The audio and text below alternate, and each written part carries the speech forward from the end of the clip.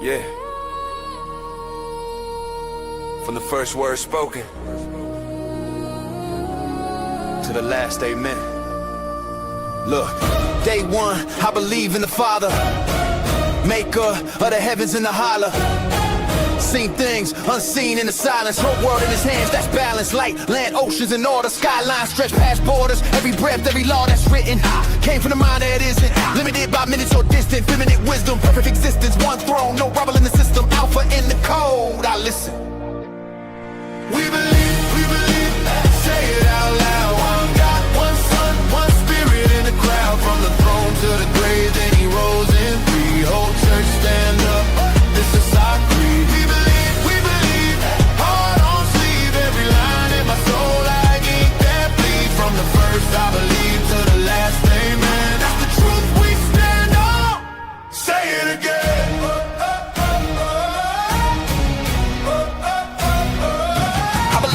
Only one sin, true God, true flesh, that's intent. Born from a woman, promised in the womb, royal in a manger, glory in the gloom. Walked dust, felt hunger in the heat, love wore sandals in the street. Spoke life, storm, heard wind, froze, touch of his hand, blind eyes rose. For I say, took the blame, that's sentence. Cross on his back, that's penance. Laid in the grave, don't shut dark deep. Third day, sun up, death fell asleep. Lifted up, backseated with the Father. All things under him, why bother? Running from grace when the gate wide, he'll come blazing. Judge day, no size. We believe, say it out loud. One God, one Son, one Spirit in the crowd. From the throne to the grave, then he rose in three. Whole church stand up, this is our creed. We believe, heart on sleeve. Every line in my soul, I ain't that bleed. From the first I believe to the last, amen. That's the truth we stand on. Say it again. I believe in the Spirit, breathe in the lungs. Fire in the room when the praise gets sung. Oh yeah.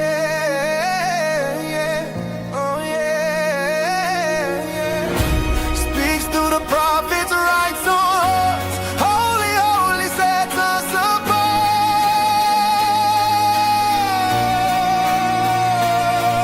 One church, one hope, one birth. Forgiveness reigning on this earth. Grace gonna crack when he calls our names. New life, new body, no shame. We believe. Say it out loud. One God, one Son, one Spirit in the crowd. From the throne to the grave, then he rose in three. Whole church stand up, this is our creed. We believe, heart on sleeve. Every line in my soul like ink that bleeds. From the first I believe to the last, amen. That's the truth we stand on. Say it again.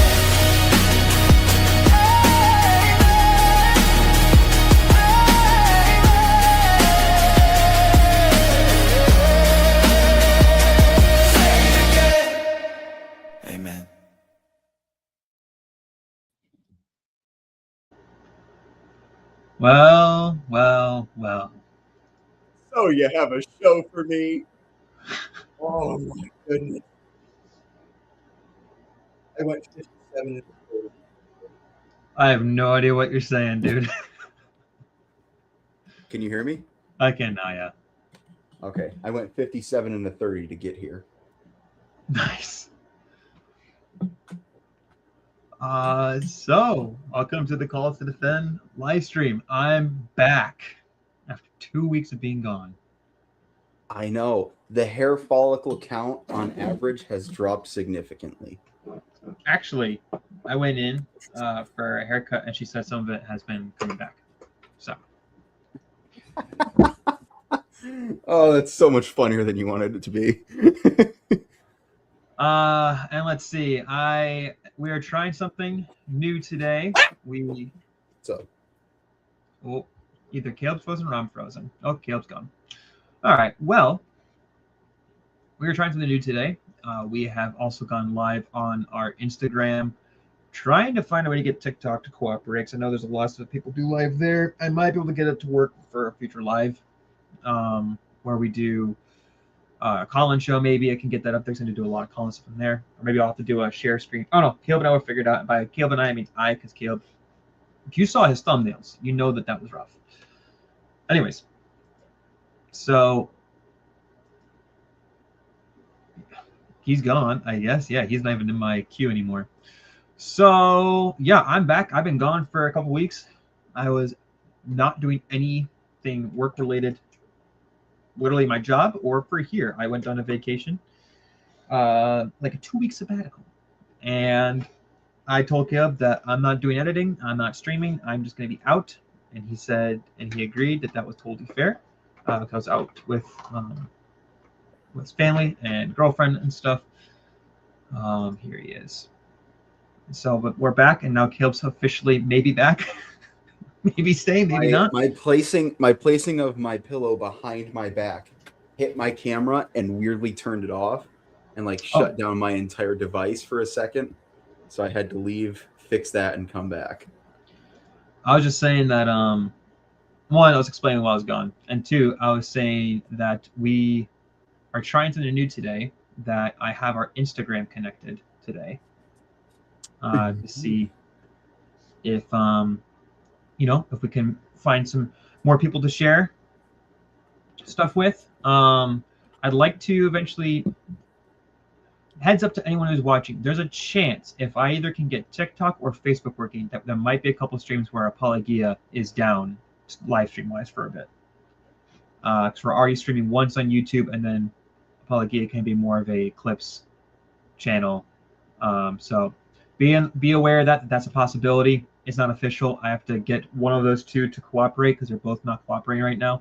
I'd like to get TikTok cooperating if we ever do another call-in stream, because that definitely has a lot of that happens a lot over there, and so we might be able to get a little more out of it. YouTube can be finicky at times when it comes to that. But anyways, Caleb's gone again. We are going to be looking at a video that I think we about, for me, I guess was 3 weeks ago. So 5 streams ago, I think was the last one I was here for. We watched clips from IP's live stream where they were sharing about the event that happened in DC that was kind of under wraps, keeping it a little bit on the down low, looking at the question of, is Islam, does it fit with the Constitution? Does it contradict it? Caleb and I, of course, shared our brief thoughts, and I got to watch part of the video. I didn't get through all of it, which is fine. Caleb goes in blind most of the time anyway, so it gives us both time to react a little bit. I do know at least part of the structure now, so I was able to get through about half of it. And so the clips we got to see was IP's kind of like opening statement type of thing that he did on his side of the panel. So I don't know if we're going to really revisit that. We did that the last stream I was here for. If you guys wanted to see that, you can go back there. If Caleb needs a refresher, we could probably watch part of it. I do have it pulled up on the side. But I was kind of thinking more of looking at the Muslim arguments that they will be making regarding why they think it fits the Constitution. And then I think they have 3 people. 2, I think there are Muslims. I think one's a supporter of Islam, I think. And then they have a little more of a back and forth. And so that's where we get to see IP get a little more of a shine. If you're one of those who like 360 videos, if you watch on your phone, when that's the video where she's the one to record the video that we're watching, she did do a 360 version. So if you want to see the whole room, do it on your phone. I don't know if the computer can do that. I don't remember. And I know Caleb for a fact won't know it because he's far more of a caveman than probably almost as much as our pastor, who's very caveman too.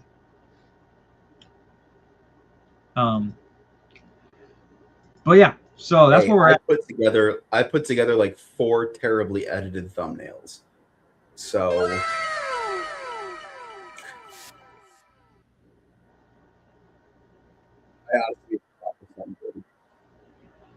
Yeah, they were something, all right. I think all of them were the same one photo, but with really bad edits done to it. Yes, they were. Yes, it was. It was a screen grab from the last stream we had done together, and then every one of them was just me putting like clip art over top of it. I'm just happy I got to call you gay in one of them. Yeah, I was like, I'm just not going to even deal with this right now. All right. So, like I said, we are going to be looking at primarily, I think, the start, kind of looking at the opening statement, quote unquote. It isn't a debate. It's almost like a panel discussion kind of thing where they provide statements and then they kind of share back and forth. So it's kind of a debate, kind of not a debate. And the way it's structured is not like it's not like you're watching no, not IP. Let's not do that one. God Logic and Jake Brancatello, where you had like there was like time segments of like this point is this point is this. There's a little bit of that, but it's not nearly as formalized in that. It seems more like it's supposed to be like a discussion, almost open dialogue-esque. At least in the segments I did get to watch. But I figure we at least start with the opening statements of the two Muslims that kind of share theirs. I'm gonna tell you outright, they didn't really address the question. Not that surprising. And they spent a whole lot. The non-Muslims spent a whole lot more time quoting the Quran than the Muslims did. Also, not that surprising. No, it was just kind of funny. But, anyways, so that's what we're gonna be looking at. Is that little bit right there? Well, hang on. I'll remove it because that is not the only IP video that we're going to be watching today. Oh, we're watching the pitch meeting. Oh yeah. Are we starting with that? I will leave that up to you. I haven't seen it yet. Well, let's do that one later. Okay. We'll do that as a little, hey, if you held on long enough, you get to watch this with us. Otherwise, people who are seeing the thumbnail are going to actually want to see what we're actually talking about. Yeah. But also, we're talking about the Constitution tonight. I has it. Nice. I have it. Pocket version. Where's my... I have my pocket version. Where's my... I redid my bookshelf. Perfect union. Where is it? I'll find it eventually. Oh wait, it's under G. That's why. There it is. Under G? Because I have my copy that I have in here is in the back of a book that was on law, and so it's in the back of that book. Whereas my other one is elsewhere. I redid my entire bookshelf too. I removed so many books. Some of them I just put into storage that I want to keep them for future stuff, and some of them I was like, I gotta decide I'm going to keep you. Period. So be on the lookout, guys. And by guys, I mean I'm probably going to drop off the donation center. It probably won't be me saying, hey, hit me up and I'll send you a book. Speaking of which, if you want to hit us up, join our Discord. That's down below for the YouTube followers. Instagram, if anyone's watching Instagram right now, that's going to be probably in our bio, but you also can just DM us on Instagram and I'll send it to you. All right, so let's start with this. This is the panel. This is, like I said, a panel where they're discussing whether or not Islam is compatible with the Constitution. Probably a little more of Bill of Rights, at least that's the direction IP took it, if we recall from the last stream that I was here for. Which, not totally unrelated, but still, that was more of the points that he was arguing around. So we'll look at that. We'll at least look at these two, and then we'll skip ahead a little bit. We'll keep track of time, so I know Caleb wants to watch his video as well. I mean, at certain points, though, you just kind of hear conversations. You're like, okay, it's the same conversation we hear every single day. That's more the point. But let's at least kind of get to the actual discussion. So this is, I'll at least get the introduction for this guy here.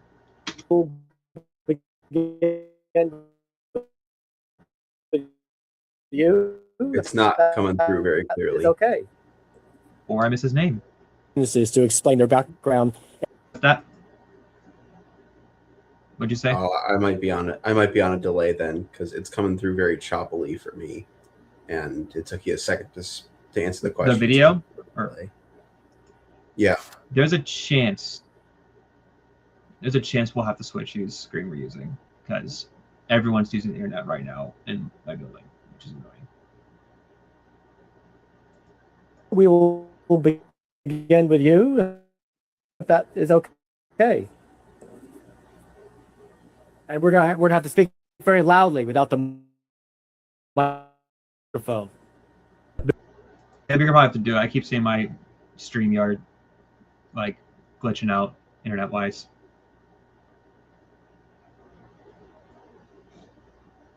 Sorry guys. I love it when everyone's on the internet at the same time. I'll even send you the link.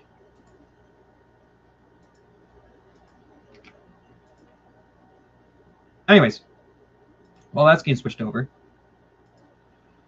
All right. Let's see. So we're doing Islam in preparation for the fact that we're going to a conference in Ohio.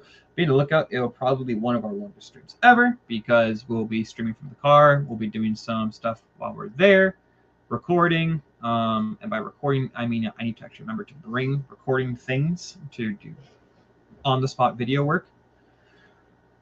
Speaking of which, I gotta record some stuff this week, and I gotta finish editing your videos from the past couple weeks. The nice thing is I have content for the next month. The problem is I have to do it all before we go to Ohio. But here, let's do this. While I've made a thing on our Discord. I recently read this book. If you're looking for something philosophical to read, this is The Rational Ontological Argument by Dr. Joshua Sijiwadi. It's his argument for modality. If you don't know what that means he's dealing with the philosophy of necessity and possibilities. And so he develops his own model of possible worlds. It's called the RMR. I think it's the Rational Modal Realism. And then he uses that to develop his rational ontological argument, of which I think is fairly compelling. I'm still trying to think through the RMR. And then we had a person in our Discord who is an atheist, so recommend this work, Reason and Morality by Alan Geworth, of which I just got today. I will be reading in preparation for next month. And I think Caleb and I are going to be doing a different kind of video where we're going to kind of work through some of the argument of this book. And it's kind of share with you like some of the basically kind of give you like a verbal version of the kind of conversations we're going to have in our Discord, while also providing some interesting content for you guys that hopefully sharpens you and challenges you if you are an atheist, or strengthens you if you are a Christian. And so be on the lookout for those. If you have other things you want us to kind of go through, just go to our Discord. Again, that's in our description for YouTube. It's in our bio for Instagram. And if it's for some reason not working, just hit me up and I'll get it to you via Instagram. But we will, we'll get papers and books like this if you want us to kind of review them, or videos, and we'll give our 2 cents on it, and whether or not it debunks Christianity, if it supports Christianity by accident, or whatever the case is. Cool. All right, what am I skipping to in terms of timestamp here? Really? He starts around the 1:23.5 mark is when he gets to the podium, I think. From the first speaker. They're saying that you can't hear him with their microphone, but they have clip-ons for recording purposes. Gotcha. All right, here we go. Yep.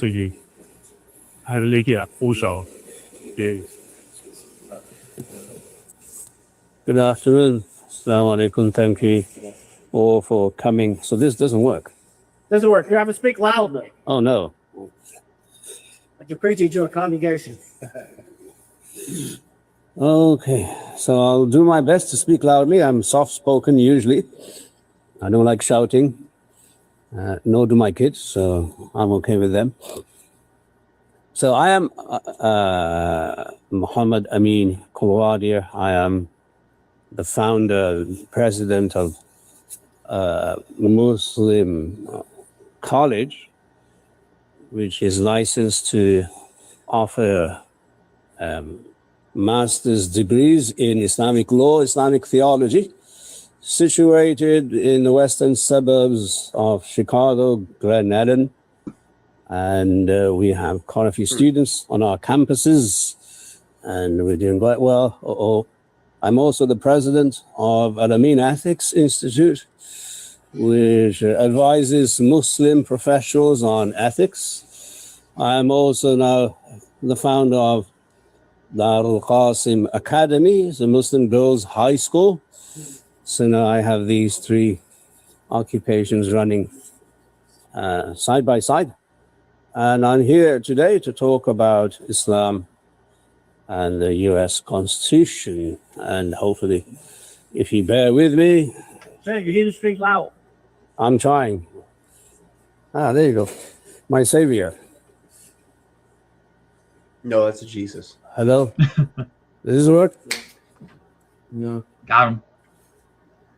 This is Washington. Nothing works. Yeah, typical Washington.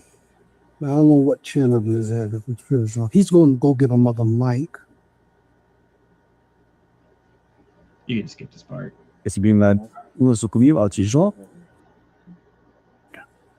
And answers later on in the session. First of all, introducing one or two theories so that it sets up the stage for your questions and answers later on in the session, hopefully, inshallah. So the first thing is I want to introduce the idea of self-determination for the sovereign state, which you all know is a very common theory, and all sovereign nations abide by it, that every nation has the right to self-determination, legislate its own laws without the interference of other countries. So, you know, England has its laws, or UK has its laws, and Canada has its laws, and India has its laws, and Saudi Arabia has its laws, and Pakistan has its laws. That's called self-determination, and they have freedom to do that, and they have the prerogative to now decide how they want to rule and govern the country. And no other country has any right to interfere with their law. And I dare say that this is observed by George Washington in the very early days of his presidency. George Washington and the early founders were very familiar with Islamic law. In fact, the first country to acknowledge and approve the US as an independent country is Morocco. And George Washington wrote to the ambassador in Morocco that if an American citizen is found guilty of a crime in Morocco, that citizen will be tried according to Moroccan law and not according to American law. So you see that immediately you have sovereign nation, self-determination coming into place because everybody values that. Something kind of stood out to me there. Firstly, that the first recognition of the United States is by a Muslim country, right? That's effectively the claim. I will point out also the first set of nations that, or I guess really the one specific nation that America officially fights in a war in and against is an Islamic nation, right? It's the war against the Barbary pirates in Somalia. Mm-hmm. So, sure, I mean, good on Morocco, I guess, for being the first to recognize this as a nation, although I would argue Britain probably, surrendering the land to the colonists was like, they may not have said, okay, you're a nation now, but I mean, if Britain doesn't own that territory, nope, somebody does.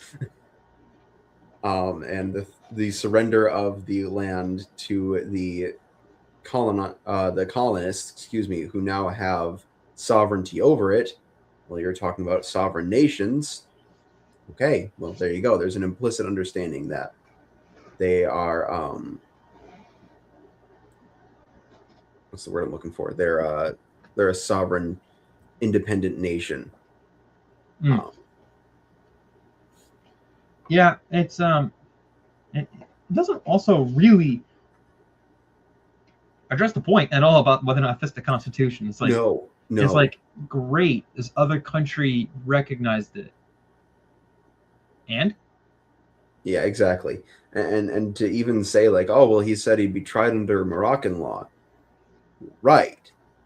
Because the crime was committed in Morocco. That's how that works. If a Moroccan were to commit a crime in America, he would be tried under American law because he's in America. That's not an endorsement of Islamic law. That's just an understanding, as he's pretty much pointing out in the speech, of how sovereign nations work. Right. So that's the first thing. So the U.S. had good ties with Morocco, and even Jefferson, what was his name, Lincoln.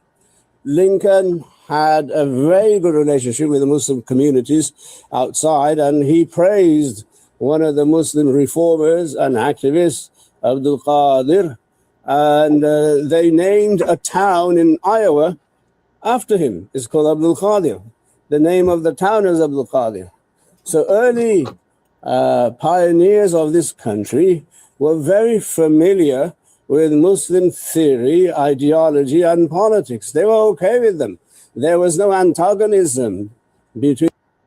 Haul up there, dog. Praising individual Muslims does not equal a wholehearted, full-throated endorsement of Islamic law, of Sharia law.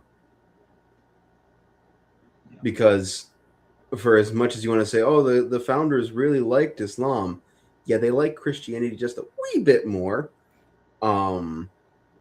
Insofar as, John Jay was one of the biggest advocates of Christian influence in the Christian government, and he's the first Chief Justice of the Supreme Court. John Adams famously has the quote, our Constitution is made for a upright and religious people. It will function. It is wholly inadequate to function for any other. I got there. You got there eventually. George Washington, in his personal letters, praised Christianity, established Christianity many, many times. Right? Thomas Jefferson, though a deist himself, recognized that entrenched established religion was important. Every single state constitution mentions religion in some way and an official state religion therein. So when people say, oh, well, the First Amendment applies to the federal government, not the states. The states can absolutely declare a state religion, and no state has ever declared Islam as its religion.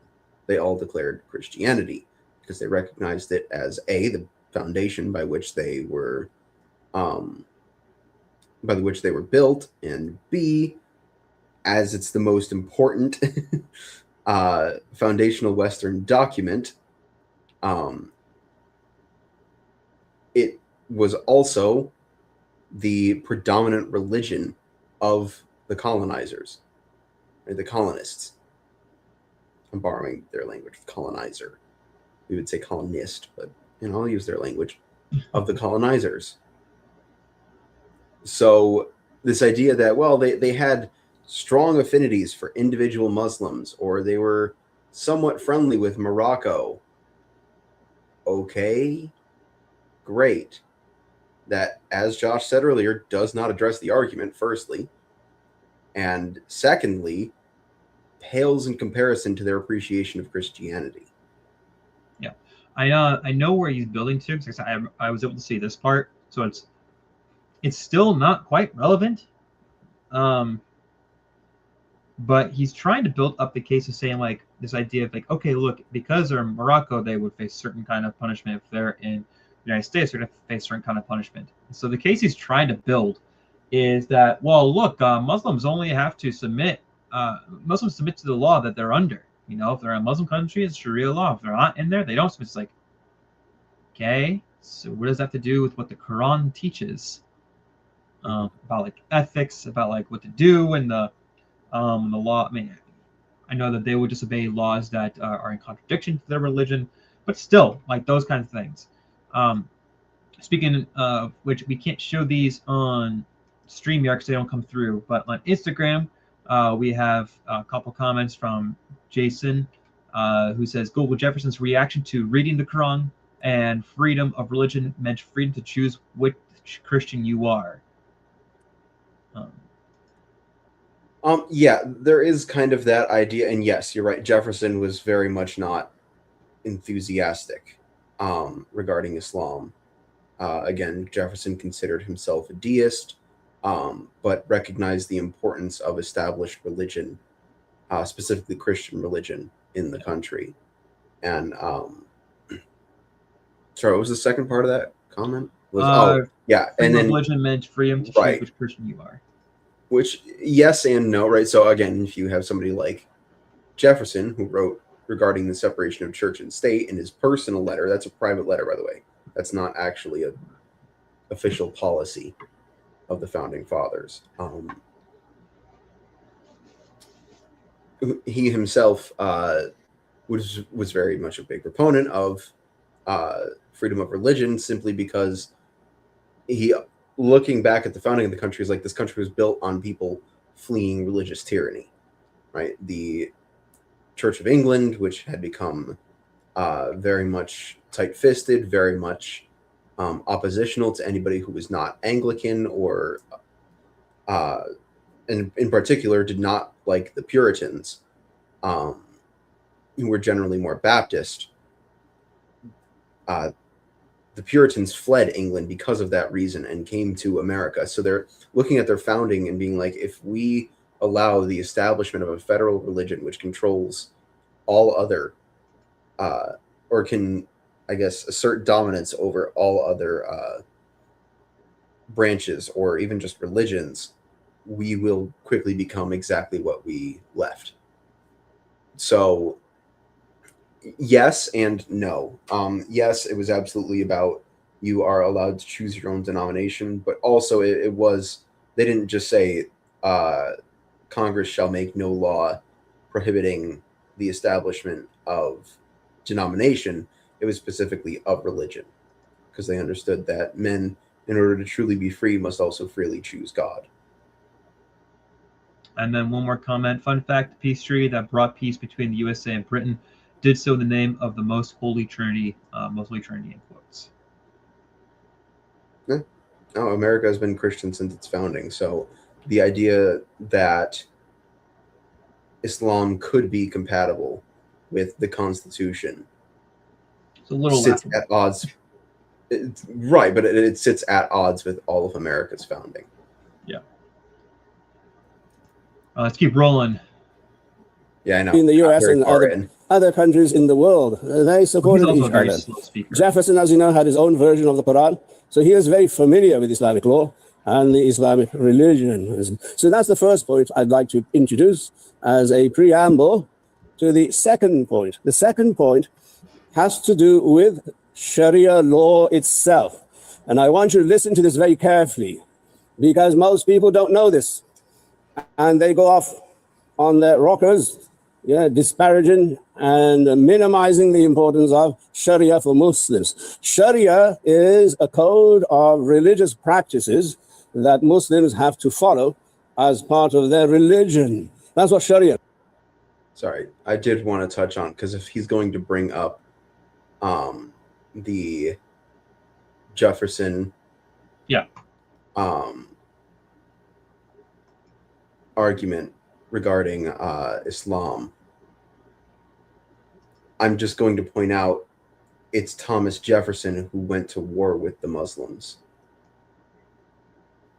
So I don't think, right, he's the president that goes after the Barbary pirates, the Muslim pirates. So I really don't think you want to call Thomas Jefferson a friend of Islam. No. Sorry, I just wanted to get that in there. Okay, and that is Sharia law also. It's the same thing. So according to us, we divide the Muslims into two camps. Number one, Muslims who live in Muslim countries. Number two, Muslims who live in non-Muslim countries. The laws are nuanced. They're not the same. So that's why you have to understand from a Muslim jurist perspective how we nuance the two laws. So there's a law for Muslims in a Muslim country, which is the total Sharia, and they have to abide by the total Sharia. and there's a law for Muslims in a non-Muslim country like the USA, and their laws are slightly different. And the law of Sharia is that Muslims are not allowed to call for Sharia law in a non-Muslim country. By law, they're not allowed to do this. There is no way the Sharia will allow a Muslim living in the USA to promote Sharia law in this country. It's not allowed by Sharia law. It's not allowed. Not through some Western journalists or some, Western scholars like Andrew Page or, who else is there? Other scholars who've written on Islam and Sharia. They're okay, whatever they've written. We appreciate what they've written. But we must understand that the rule for engagement in a non-Muslim country for Muslims living in a non-Muslim country is that they must abide by the law of the land. Personally, love the fact that he's like, we do not claim Andrew Tate. We want nothing to do with him. Essentially, effectively what he's saying there. Does anyone really want to do anything with Andrew Tate? Not really, no. The real heart of the matter there, though, is, okay, great, they can't proclaim Sharia law. Does that mean Sharia law fits with the Constitution? Does that mean it doesn't fit with the Constitution? Does it make any declarative statement whatsoever about the quality regarding Sharia law and the Constitution and the compatibility?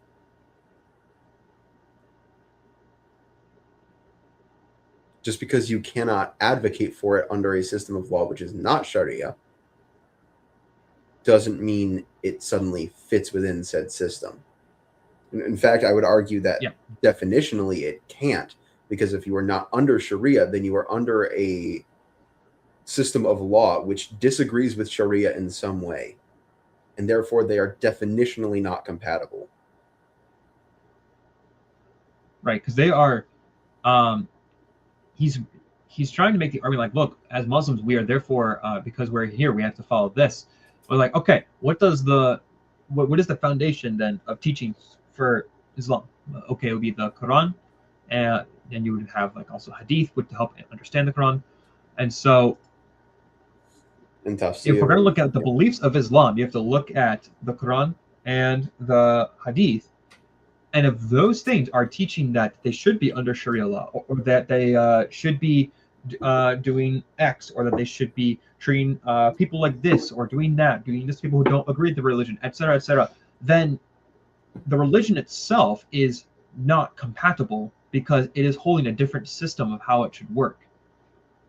That already tells you, as you just said, that it is not the same, it's not compatible with the Constitution, because as we saw, I guess 3 weeks ago, actual quotations from the Quran and the Hadith that are in contradiction with the Bill of Rights, such as freedom of religion, or actually that was really one of the big key things that Mike focused on in his statement, was that point of like, look, you have this issue right here that you and I looked at, I think like 3 other amendments that Islam does not coincide with, just based on its basic teachings, because we're not talking about whether or not Muslims can be.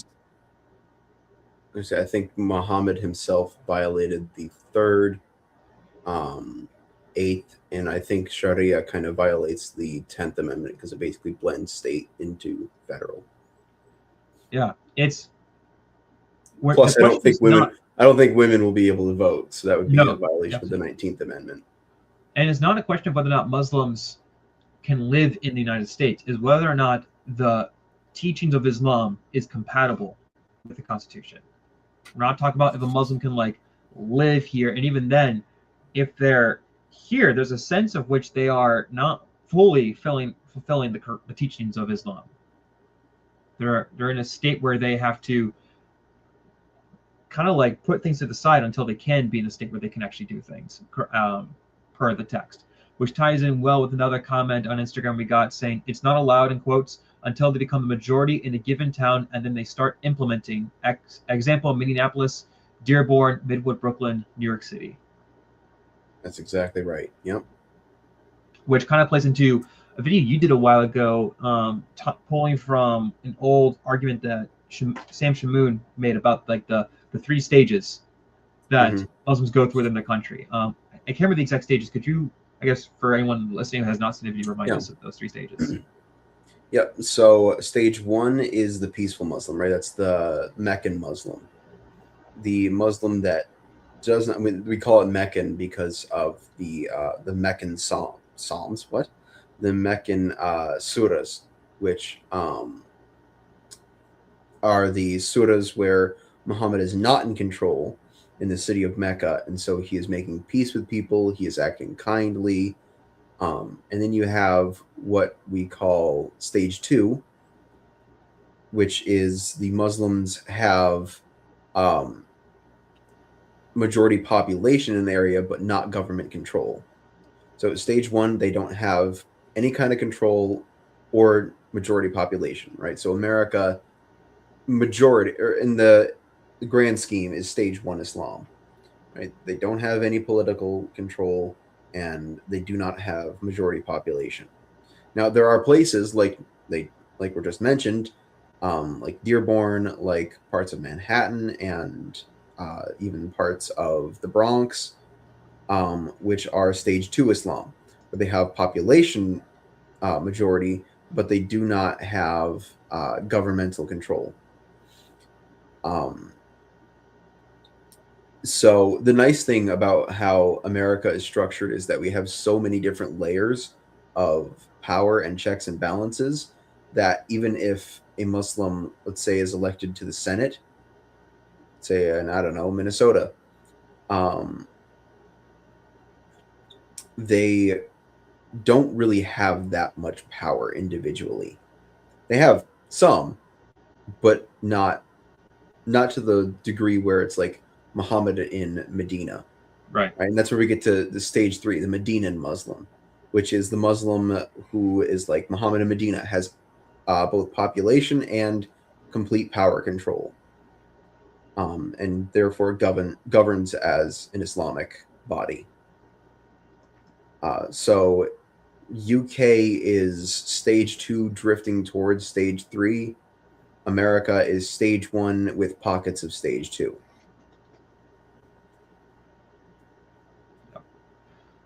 All right, so that ties in well with that comment. I don't see anything else presently, so why don't we keep rolling then with the next bit of his statement to see if he actually ever addresses the question of the Constitution. I vote no. That is by Sharia law, right? Not by popular law or what Muslim apologists might say. No, by Sharia law. I'm a Muslim jurist. I understand Islamic law. I know the nuance that Muslims abide by. So no Muslim jurist in his right mind will ever tell his followers or congregation that you must abide by Sharia law in the USA. It is not allowed. In fact, it's a sin.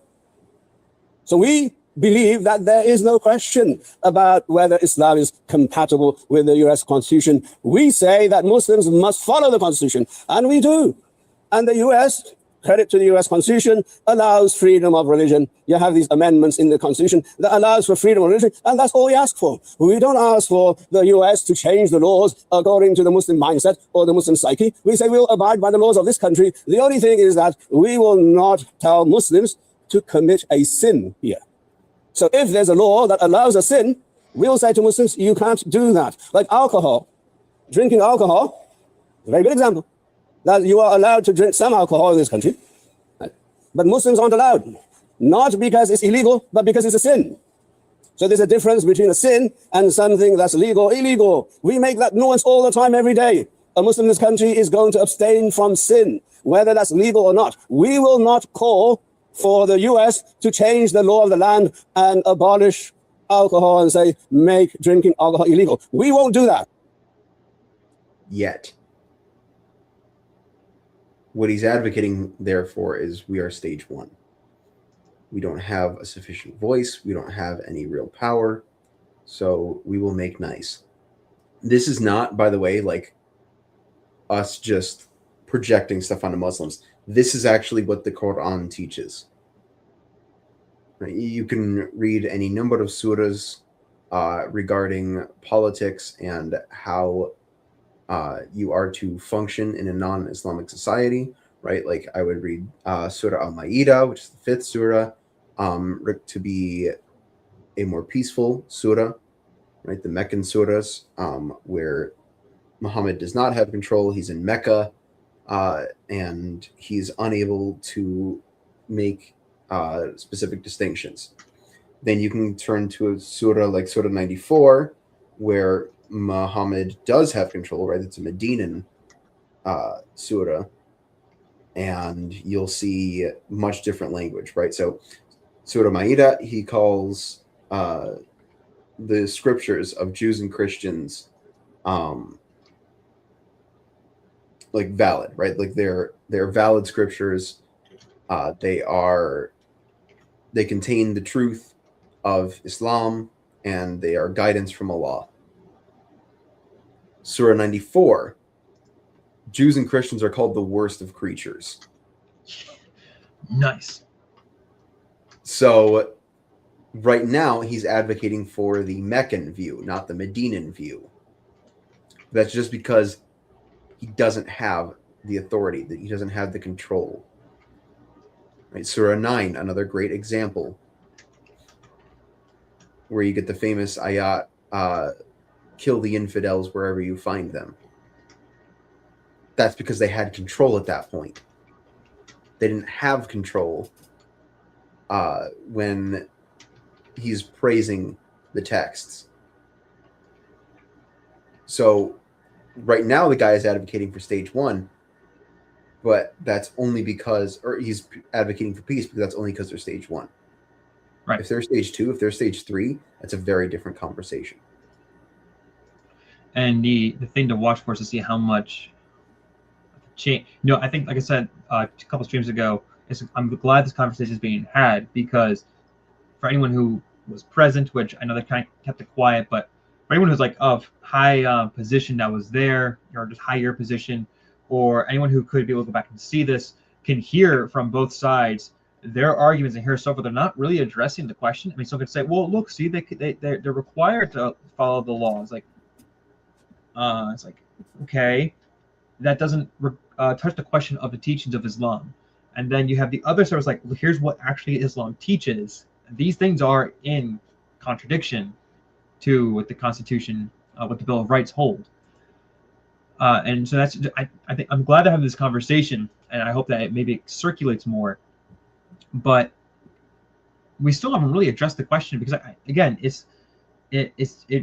would think, at least when you have that question, is Islam compatible? You're looking at the teachings of Islam, and I have not heard mention like any teachings to be in defense of, or to say, yes, this might be in contradiction to the U.S. Constitution, but here's why it's on face value, but here's why it isn't in its actual practice. He's more just kind of like, yeah, we don't. Well, we're fine. Don't worry about it. You're fine. Another comment on Instagram: Quran allows Muslim leaders to lie, or at least bend the truth. Take everything he's saying with a grain of salt. Yes, we talked about taqiyya last time, and if you want to hear more about that, you can go check out the stream, which is on YouTube, from the 6th. I don't know. Last Thursday. Today is the 14th, so no, it would have been the 8th, right? I wasn't here, dude. No, That's 9th. all you. It would have been the 9th. It would have been the 9th, because it's 5 days. So the stream on July 9th, final answer, talked all about taqiyya and how Muslims are allowed to lie under 3 circumstances. 1, to their wives, which, hilarious. 2, if 2 friends are fighting, you can lie in order to get them to stop fighting. And 3, in times of war. And it's that last one, because by Islamic literature, both the Quran and the Hadith, as well as just Islamic practice, if you are not under Muslim rule, I believe it's Surah 3 says this. I know Surah 40 does. If you are not, and Surah 16, the bees. That's the title of Surah 16, An-Nal, the bees. Surah 16, all say you are not allowed as a Muslim to take the kafirs or doubters or infidels as rulers, right? As governors. You are not allowed to take them as lords over you. Therefore, if you are in a non-Muslim country, as a Muslim, you are in a state of war. Therefore, you can lie to them. Right. So that was, I think, the last stream we did. So go check that out if you're interested. Huh? That's a great question. They all blend together. Yeah, that it was because that's when I used the AI generated thumbnail. Did you use it for all of them? No, I screenshotted it and then put it into Google Slides and did some shenanigans. Oh boy. Lots of clip art. Anyway. All right. Yes. Back to this. But that's what Sharia law is. But that Sharia law is for a Muslim country. It is not for a non-Muslim country. So there is no fear, there's no threat, because we've never said that in our jurisprudence. It's very clearly written in the primary sources of Islamic law, not secondary or tertiary sources. The primary source of Islamic law, which is the Quran and the statements of the Prophet Muhammad, clearly says that Islamic law, Sharia law, is for Muslims in a Muslim country. It is not for Muslims in a non-Muslim country. That you must respect, because once you've understood this, there is no question. This conference is redundant because we've never seen, legally and in terms of jurisprudence, even theologically, we've never seen a contradiction between Sharia and the US Constitution, because we tell our congregation. It's on our website, Darul Qasim website. If you go to darulqasim.org, on the website, you'll see this clearly stated and written, that you must follow the law of the land. So there is no contradiction. We're okay, and that's why we live peacefully in this country. So these are the two things I'd like to bring forward so that the debate goes on, and we look forward to your contributions and to your questions and answers. Thank you very much. Thank you, Sheikh. Abdullah. Once. And he actually answered the question. We didn't ask if Muslims can live in a non-Muslim country, which, again, by the Quran, right, Surah 16 and Surah 40, they can't. I think it's Surah 328, and I don't remember the exact verses for the other ones. But by those three surahs, Surah 3, Surah An-Nahl, and Surah 40, you cannot live as a Muslim in a non-Muslim country. So, correct me if I'm wrong. I think it's Surah 3, Ayat 28, but I could be wrong. Surah 3, Ayat 28, believers should not take disbelievers as guardians instead of the believers. Yeah. Whoever does so will have nothing to hope for from Allah, unless it is a precaution against their tyranny, and Allah warns you about himself, and to Allah is the final return.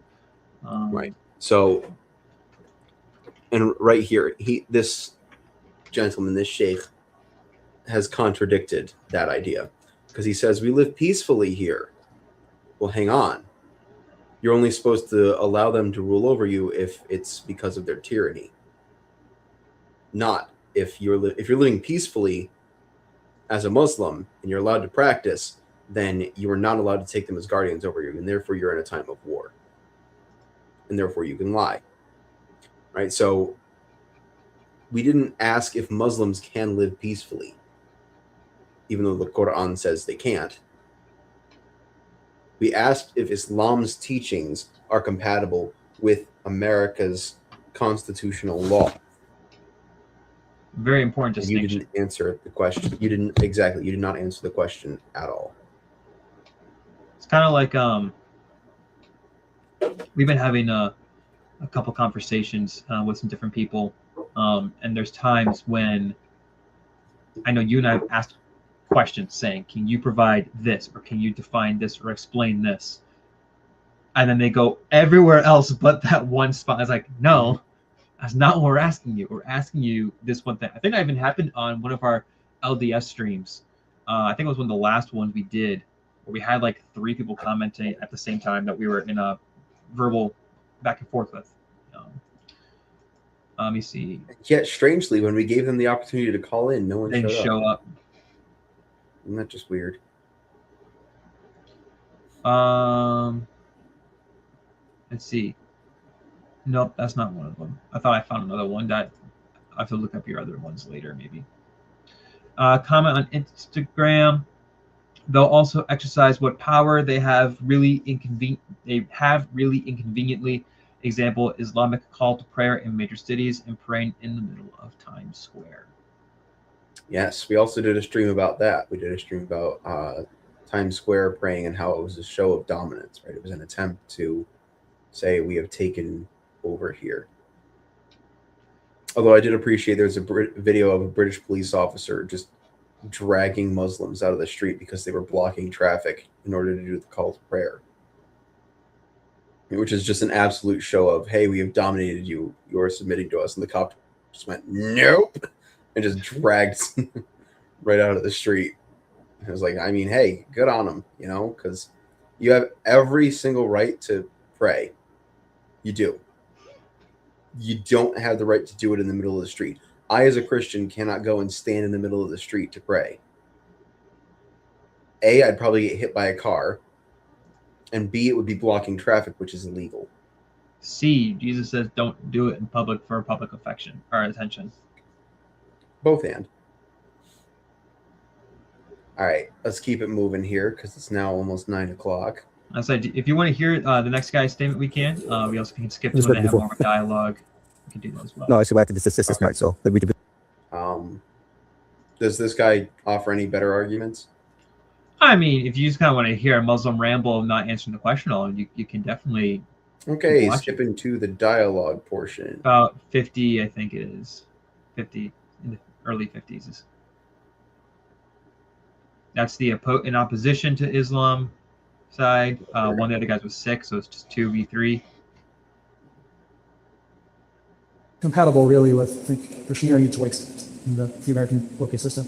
I'm grateful to all of you for coming because he wanted to have a discussion where it wasn't just sort of three of us saying, you know, Islam is compatible with the U.S. Constitution without having, you know, someone to raise the questions that our two friends here very ably raised, and hopefully we can tease out some of the things that they mentioned. So I'm going to start by noting that the question of whether Islam is compatible with the U.S. Constitution requires us to ask, first of all, what is Islam, of course, but also what is the U.S. Constitution? And so if we don't have a correct understanding or a sort of understanding of the U.S. Constitution that corresponds to reality, then we will go astray in answering this question just as much as we will if we have the correct understanding of Islam. This is the U.S. Constitution. It's a set of legally guiding and binding documents by which the U.S. governs itself. That was not that hard. Well, he is trying to defend Islam.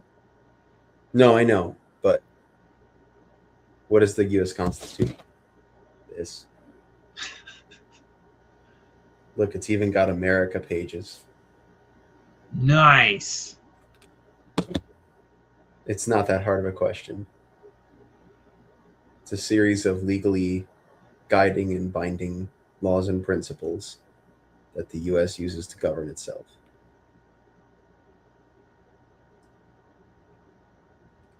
And then for what is Islam? Islam is a devotion to the pagan god Allah, although they probably wouldn't say pagan.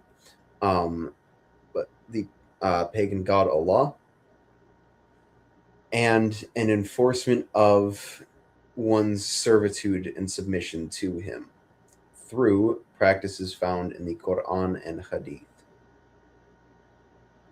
If those practices contradict Exhibit A, then Islam is not compatible. It's just that simple. Also, the thing I would point out is, can you show me a single Islamic country right now who lives in a manner compatible with the Constitution, or has a system of government similar to the one found in the Constitution? Articles 1 through 3. If I will narrow it down even further. Just if you can give me a vague outline of a Muslim country that fits Articles 1 through 3. Won't even worry about the amendments. Won't worry about the remaining 4 articles.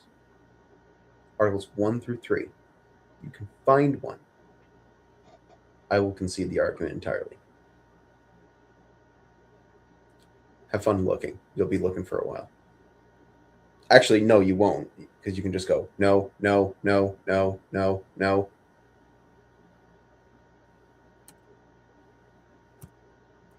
Consistent. And I would also say that we thought very hard about bringing a Muslim to sit on that panel over there to argue with them that no, Islam is not compatible with the Constitution, because in fact there are many who would in fact argue that, or at least have doubts. And so we couldn't really think of someone who would be rare enough to do that, but there are plenty of anonymous people on Twitter even fine. Or for that matter, I'm sure the Jelly. Pause. Couldn't find one?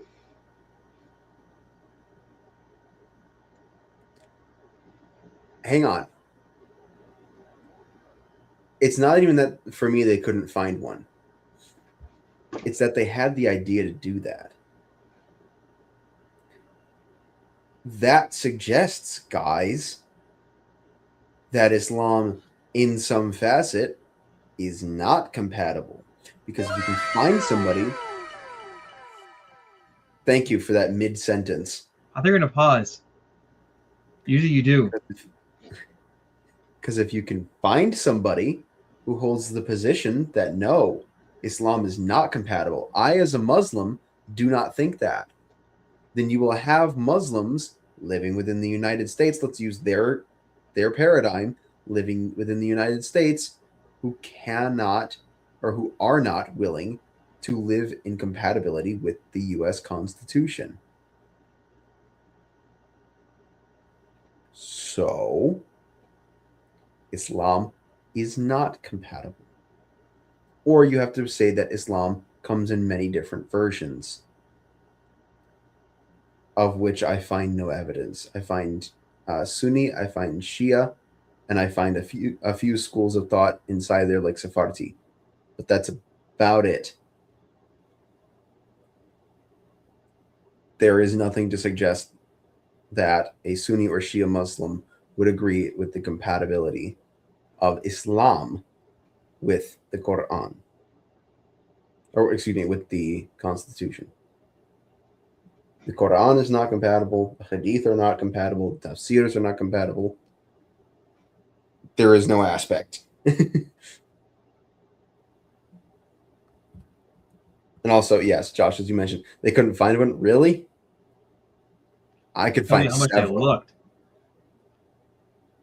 Yeah. Either they weren't looking, or they only looked in specific circles. Yeah. What they did is they actually stood across the street from a mosque and went, "Hey, are there any Muslims that think that you can't be compatible?"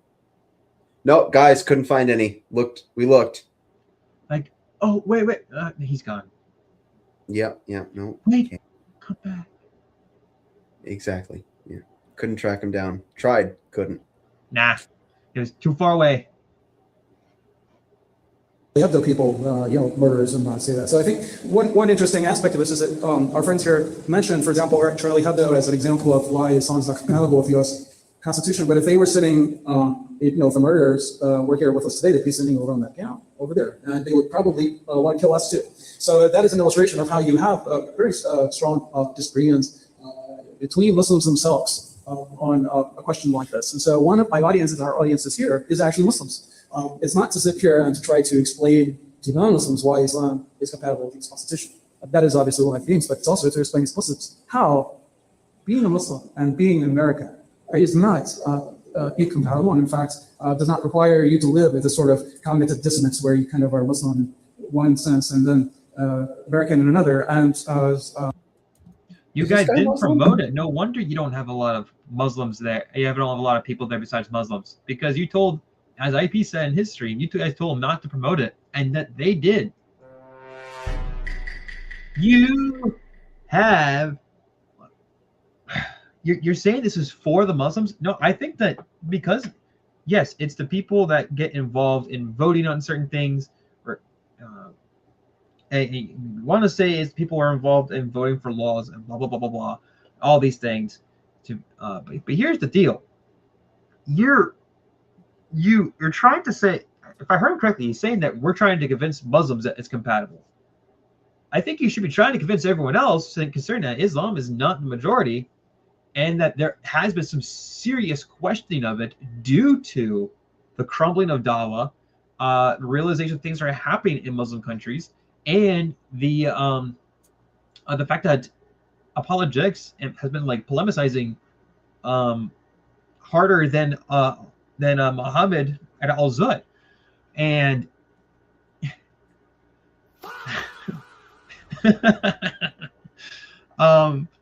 I got killed with that one. But it's very clear that you guys are, at least that side of the table. I don't want to like plant your intentions too much, but you're trying to portray it as something that either you guys don't realize it isn't, or you know it is, but you're trying to protect yourself from it. I was telling people in the Discord that I was working on learning a couple more languages. I'm still working on my Hebrew. I need to like get back into more of the technical stuff. It's been a little bit since I've actually like worked on translation things, but I've been also trying to work on basic Arabic and relearning Spanish because I have a lot of students in the school that I teach at that speak Spanish. It's their first language, so I want to be able to help them make music classes more accessible. But in Arabic, because I remember, Caleb, how many people do we meet in the area or try to talk to for that mosque that clearly did not speak much English, if English at all? Well, my guess would be they spoke a specific language. I won't give it away because there are a higher concentration of people in this specific area of that ethnicity. Sure, but sure. I mean, but yeah, I still think Arabic would be a good one to learn, simply to argue on the basis of the Quran. Or even then, like, their point being is that there were some people I met, and as I'm learning a little bit Arabic, it's like, nope, yep, I recognize that was Arabic, or like, nope, that's a different language. I borderline recognize that. But for those kind of people, they either know Arabic and therefore don't read the Quran, they know Arabic and they lie about the Quran, or they don't know Arabic and they're just quoting Arabic, and therefore they know diddly squat about what the Quran says. And so, kind of just like what the point being is that they're kind of in a similar position, I'm guessing, is that either they don't really know the Quran, even though they're higher up, but you'd be surprised how many people who are higher up do not actually know the Quran. They do know the Quran and they're trying to sugarcoat it, or they actually just do not actually know what the teachings of Islam are, as like even like half of the grifter and some of the non-grifter Dawahists do online, like saying, "Oh no, we're fine with this. We don't have this." Just like, brother, yes you do.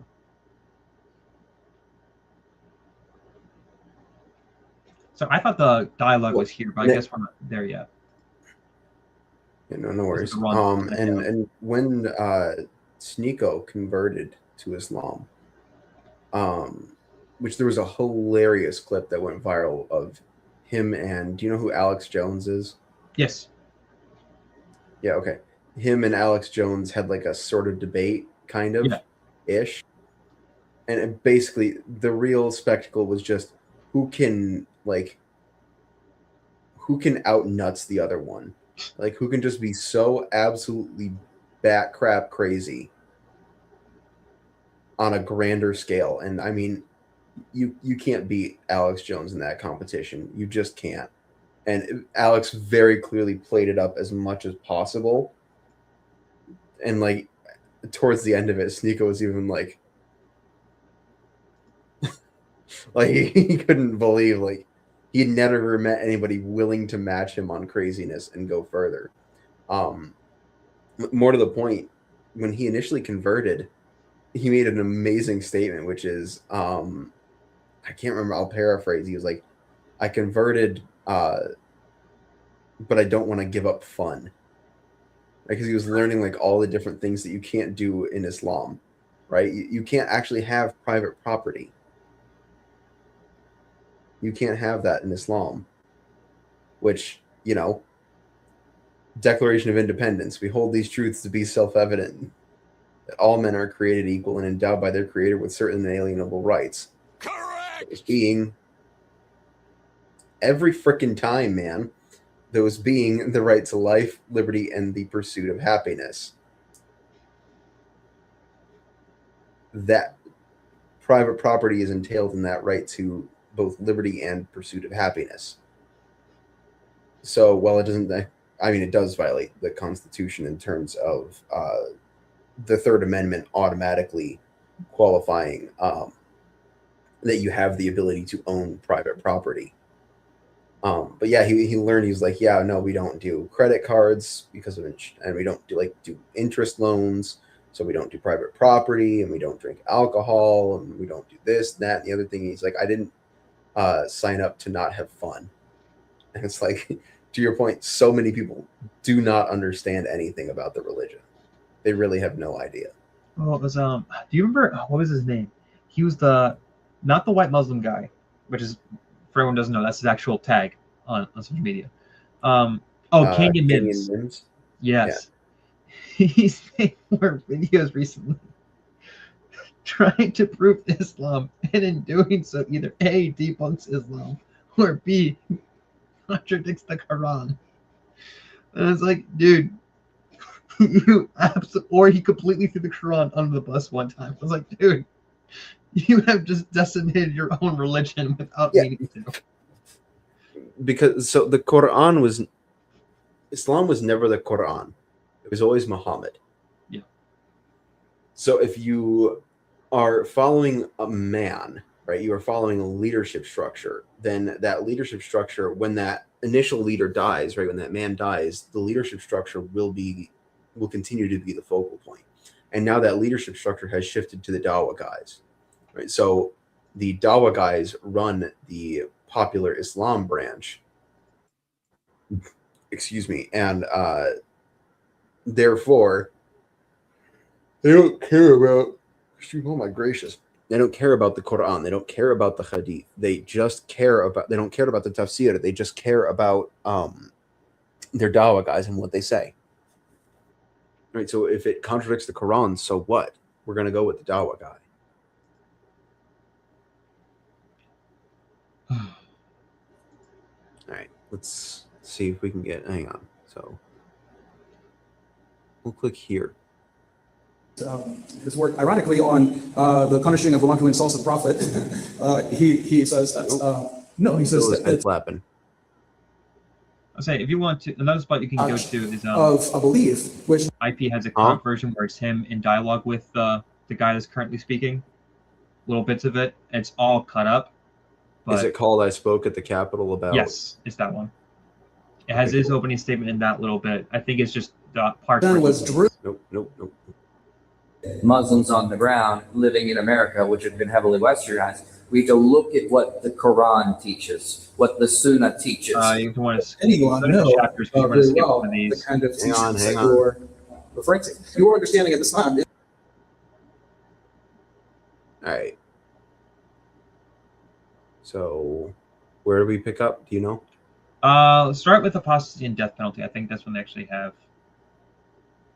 Oh, no, sorry, that's his opening statement. We watched that. Go to audience pushback. Okay. I would challenge folks because of my Muslims. I mean, I was just, for example, at a celebration of the that a family had for their child, having started reading the Quran in Arabic, and this is something that our Indo-Pakistani brothers and sisters do. And now, what we should say there, real quick, when he says that the child began reading the Quran in Arabic, he means that literally, not interpretatively. So he means that the child literally is reading the Arabic words. Muslims recite Arabic all the time. Very few of them actually know what they're saying. Right? Only Dawa guys do, only sheikhs do, only imams do. Your average lay person in a mosque is not going to know Arabic. They will recite the Arabic back. They will not know what it means. So when it says the child began to read Arabic, they mean like, yeah, he was literally just reading like Arabic words and sounds. We'll say wale yale yalehedem. If you know what that means, you're grossed out. That's the I'll just give you guys Surah 65 verse 4, ayat 4. Surah 65 ayat 4. That one. Go ahead and read that if you want to be really, really grossed out, like immensely grossed out. All right, but anyways, continuing on. And it was a wonderful celebration. It was a barbecue, and it was a family having fun together. And A barbecue, a barbecue. Yeah, a barbecue which lacks pulled pork is not a barbecue. Changed my mind.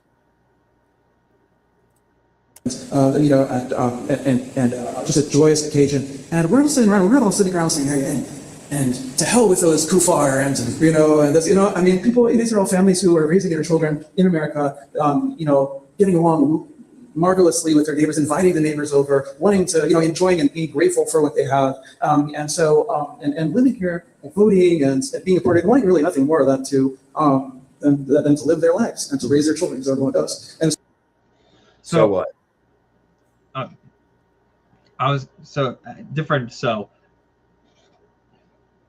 As you said, so what first, but here's there's a few other issues. It's still, he's looking at the question of like, can there be people who claim to be Muslim? I'm going to put it that way because actual Muslims would know what their texts say and disagree with the Constitution. But people who claim to be Muslim and whether or not they can live morally or live peacefully or whatever. This is kind of like when an atheist assumes that when a Christian or just a theist in general says that they cannot justify morality, that we're saying that they can't know morality. It's like, that was never the question. The question wasn't can someone either actually be Muslim or nominally be a Muslim and live, and be nice to you or be kind or do whatever. That was never that's not the question. The question is on the teachings of Islam, and he's avoided it entirely. Second thing, I had a conversation. I shared with you this conversation, but for those who listen, I will keep some of the details a little more to myself right now. But I was having a theological discussion with a friend recently, and we were talking about some of the things that were happening over church history and some of the things that people affirm today versus back then, and like how they argued for stuff. And one of the points, and I couldn't tell if it was actually leaning this direction, but I know we have a friend who does in the direction that we were talking about.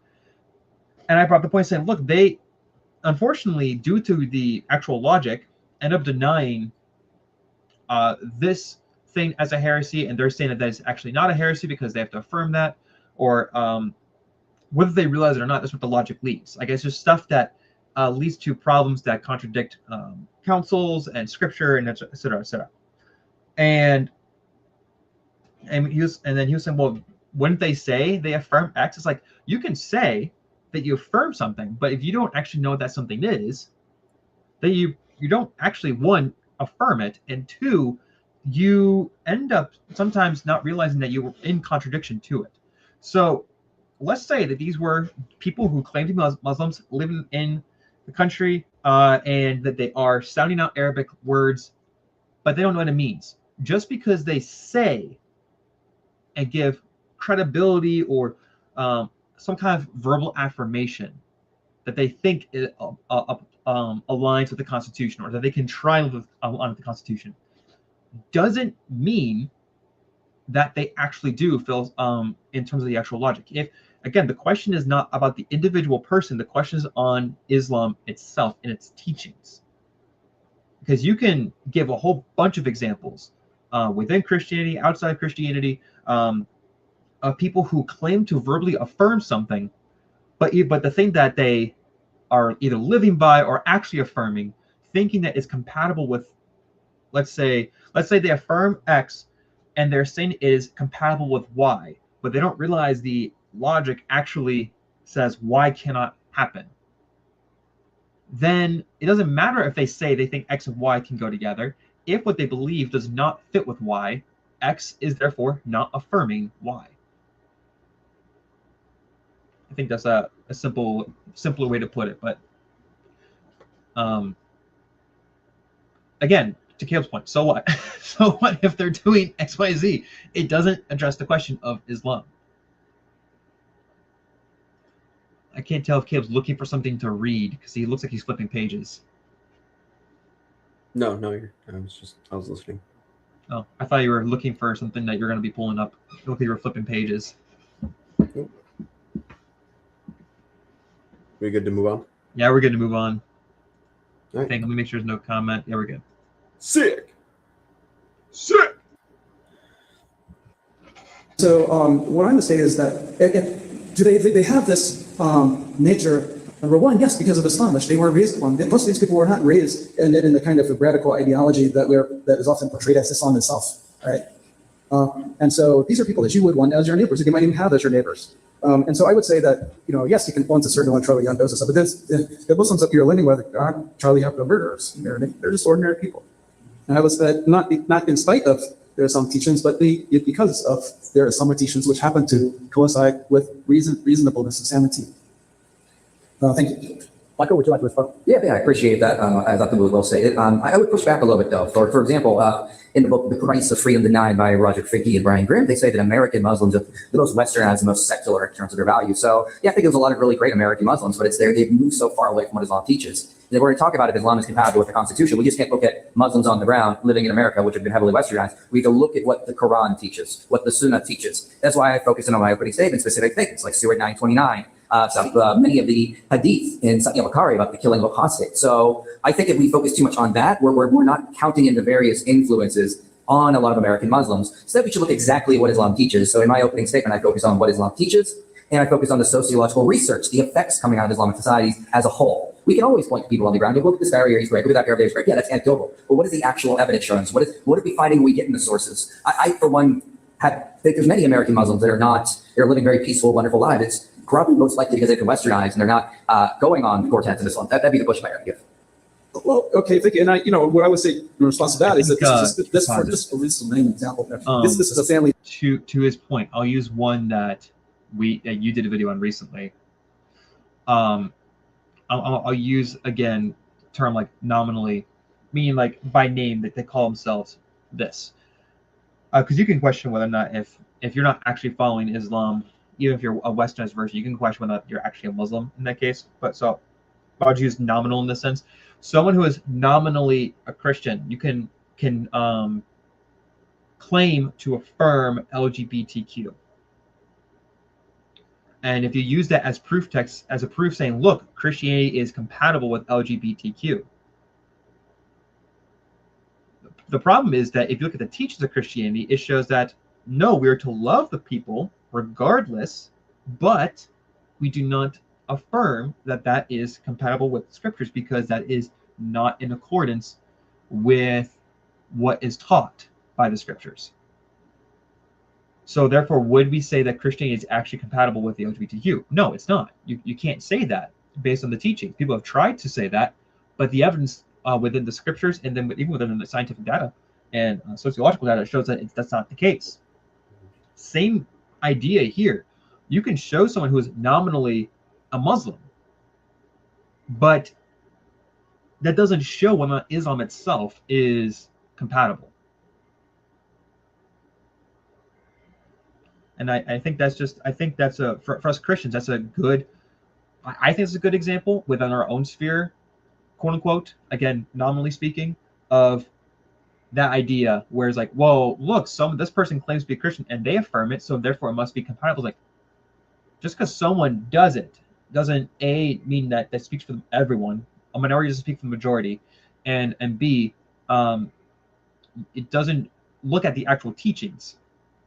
And if the teachings contradict it, then if we're talking about Christianity, if Christianity affirms LGBT or is compatible with LGBTQ, then we're talking about the teachings and the system itself.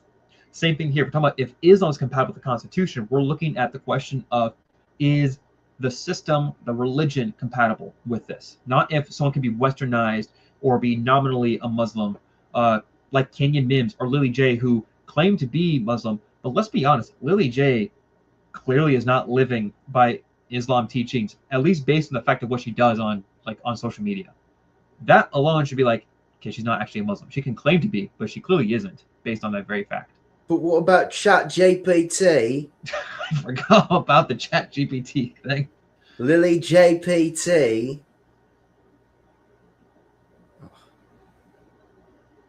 Sorry, I had to get that in there. Just No, you're good. a verbal tick. But I think his point there was, I think you have been saying it, but I think he put it in a way that reminded me of a better example that kind of ties into the issue that we're seeing throughout. I mean, like I said, I watched about half of this. So I got to hear most of the speakers. And the entire time, I'm just not hearing an actual argument from the affirmative side based on the actual teachings and system of Islam.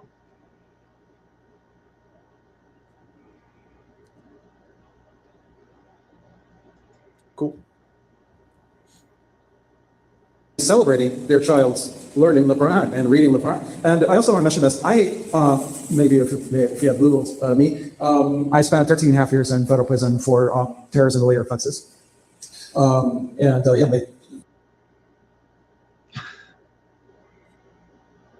You were right for that, were you?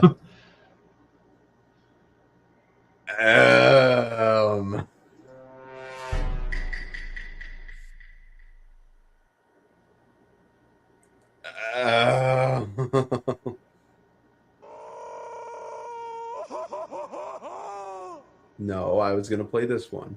Oh.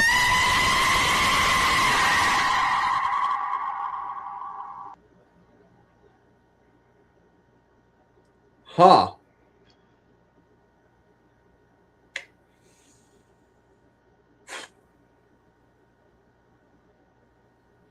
Anyways. Very serious mistakes. So I, if anyone, know very well the kind of teachings that you're referring to. And I used to, in sitting in the Supermax prison in Ajax, Colorado, I used to have debates with Richard Reed, the guy who tried to blow up an airplane with a shoe in 2002. And I would say, when you debate about the killing of civilians and whether Islam allows us or doesn't allow it, I'll tie it as overall ideology. And I said to myself, because whenever I'm going to say something, someone will come back, well, boom, this sort of, right? And this hadith, and this, it's the same ones that you guys are referring to, And I said, well, how do you end it? Well, this scholar said this scholar said that. So, where did you get all your knowledge from? Where did you study? And he's like, I have a PDF that I got from Qatada. It was applied ideologue based in London. And I looked at the PDF that he had. They had studied these things in London, and even in Afghanistan, where he was at Qatada. And I looked at this stuff, and I'm like, what this guy did? This guy went and cherry-picked a bunch of sayings and a bunch of verses and a bunch of, and he created a montage of a belief, which then was drilled into these people, So I like to say that really the only people whose ideology is, what I'd say that people folks like Robert Spencer, and no offense to him, because actually a bad in county said no, Robert Spencer and ISIS, really have a very similar understanding of Islam, you know what I mean? And that you yourself. Like your understanding of Islam is basically like ISIS. It's just that you think that's bad, whereas they think that's good. But you all would agree on, that's. Okay, so one of the things IP brought up was Sahih Bukhari and its reference to killing apostates. Question for that guy.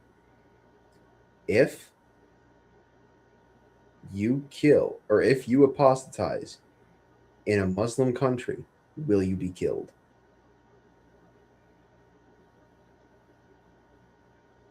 Women are killed in Muslim countries for not wearing hijab. We have documented cases of that. A Muslim or a former Muslim burned a Quran and was beaten to death. That's Islam. That's what's not compatible with the Western country, right? Are you going to say that all of those countries all misunderstand Islam and you have it right? Not to appeal, I guess, to general consensus, but I don't know. It seems to me like millions of people, billions of people may understand and may have the correct understanding on this. right? Because they're looking at they're looking at the Quran and they're deriving their beliefs from it. You are doing the same. The difference is you have 3 people here, maybe 3 people. I don't even know if the other 2 would agree with him, but maybe 3 people here who say this, and then you have 1 billion people who say something different. I'm going to kind of tend towards the 1 billion, as well as all of Islamic history, which states that apostates should be killed. Yeah. I find it interesting, too, that I've been noticing this more and more. And so I'm not going to use this as an overarching, but at least from the things I have found of Muslims or people who are trying to defend Islam, or even like atheists trying to defend atheism, the ones I'm encountering lately, all when oppressed turn to telling stories, not making arguments, or they just hand wave saying, well, you're doing this, and provide no actual counter interpretation, argument, evidence showing why the argument that one person is using is actually faulty. Like, you can say, well, you're assuming this, and therefore, and it's wrong. Okay, so then what does it mean? Like, when you're in a setting where you're pushing back and saying that no, what you're saying is wrong, you then provide the counter. You don't just say you're wrong and leave it there and go tell a story. You actually show, well, look, what does those verses actually mean? What do they actually say? How are Muslims supposed to live by them? If you're saying, well, no, you're just assuming ISIS, it's like, then if you're assuming they're wrong, therefore, what is the correct interpretation of those verses? The majority of Muslims will say IP is right. Yeah, and to even back that up further, right? He's saying, "Oh, you're just taking out all these out of context." Okay, I'm going to read you a quote, and I want you to try and put it into a context for me that does not violate the U.S. Constitution. Quote, "The last hour would not come unless the Muslims will fight against the Jews, and the Muslims would kill them until the Jews would hide behind a stone or a tree, and a stone or a tree would say, 'O servant of Allah, there is a Jew behind me. Come and kill him.'" That's Sahih Muslim 2922. That is Momo speaking. I want you, random guy, to try and put that into a context where it's compatible with freedom of religion.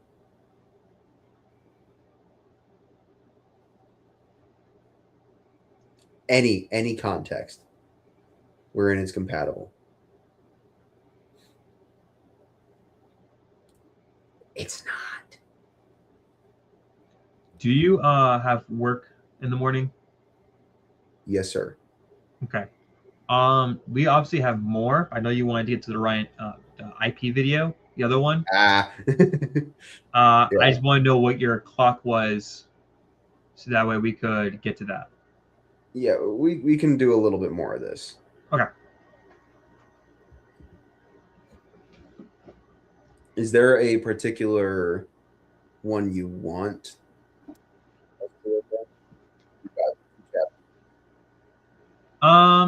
Not really. I think any of the sections kind of get to the point.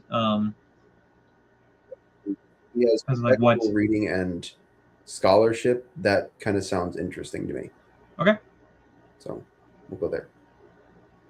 And that section is 20:45. About 5.5 minutes long, a little less or a little more than, excuse me. That would probably be good to wrap this up. Yeah, first of all, you're not a scholar, the exegesis for outside. I don't think you should speak about Quran and its interpretation. Doesn't mean an academic approach. We teach the Quran, 6 years, 12 years, and all the verses you cited, they are all contextual. They're not literal. You're taking them literally, but they're not literal. They're contextual. You must learn the religion from the people of the religion, not from the people who are antagonistic to the religion. So I would really suggest that, first of all, your premises, they're not very academic. And I really suggest to you that you come and study with somebody who knows the religion as a practitioner of the religion, and ask what those verses actually mean. Ask what those hadith mean. I teach Bukhari. I've been teaching for years. But all of those hadiths that you mentioned, they don't mean anything you suggest that they mean. Yeah. Well, they're contextual. Actually, you must understand the academic value of this discussion, this panel. It has to be academic. It can't be just a baseline. So, So- no, I didn't mean to interrupt you. I actually, and it really just. On one hand, you're not totally wrong. If you're talking about another person's culture and religion, you would actually make sure you're getting information from those people. However, in a debate setting, that's an appeal to authority. Mm-hmm. It's like it doesn't address the argument at all. You're just saying things. It doesn't show why he's wrong. Saying it's always contextual, or it's academic but not contextual, or whatever it is. It's like, call what you want. You gotta show why it's wrong.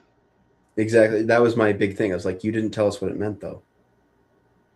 Right? Like, if it truly were contextual, you could say, here's the context of, you cited the death for apostates. Give us the context for that, then.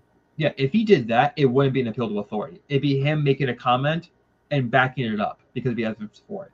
It would be like,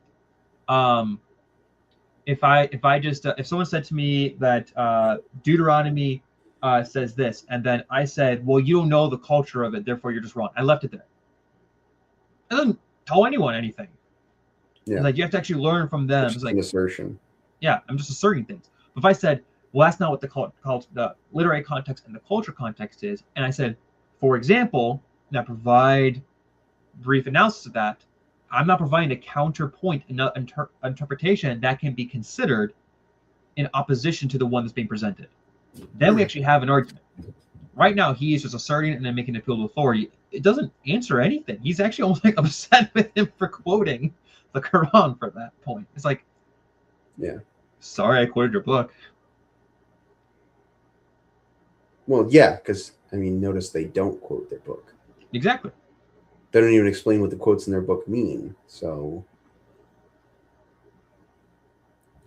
this is also an anecdote, as it were, but it illustrates something here. I remember Richard Reed saying to me, when it comes to attacking civilians, Ibn Rushd, he said that that when an army comes into an area, it is permissible to kill those who are not fighting, just kind of random. Obviously, if you're not allowed to kill women and children, then under Islamic rules of war, which by the way are not even applicable in our situation we're talking about. But anyway, and he said, but Ibn Rushd said that you are allowed to kill those who are not fighting, like basically just farmers, men, military-aged men that were not fighting, non-combatants. I said, he said, then I was like, okay. He's like, yeah, he quotes for me like Ibn Rushd say that.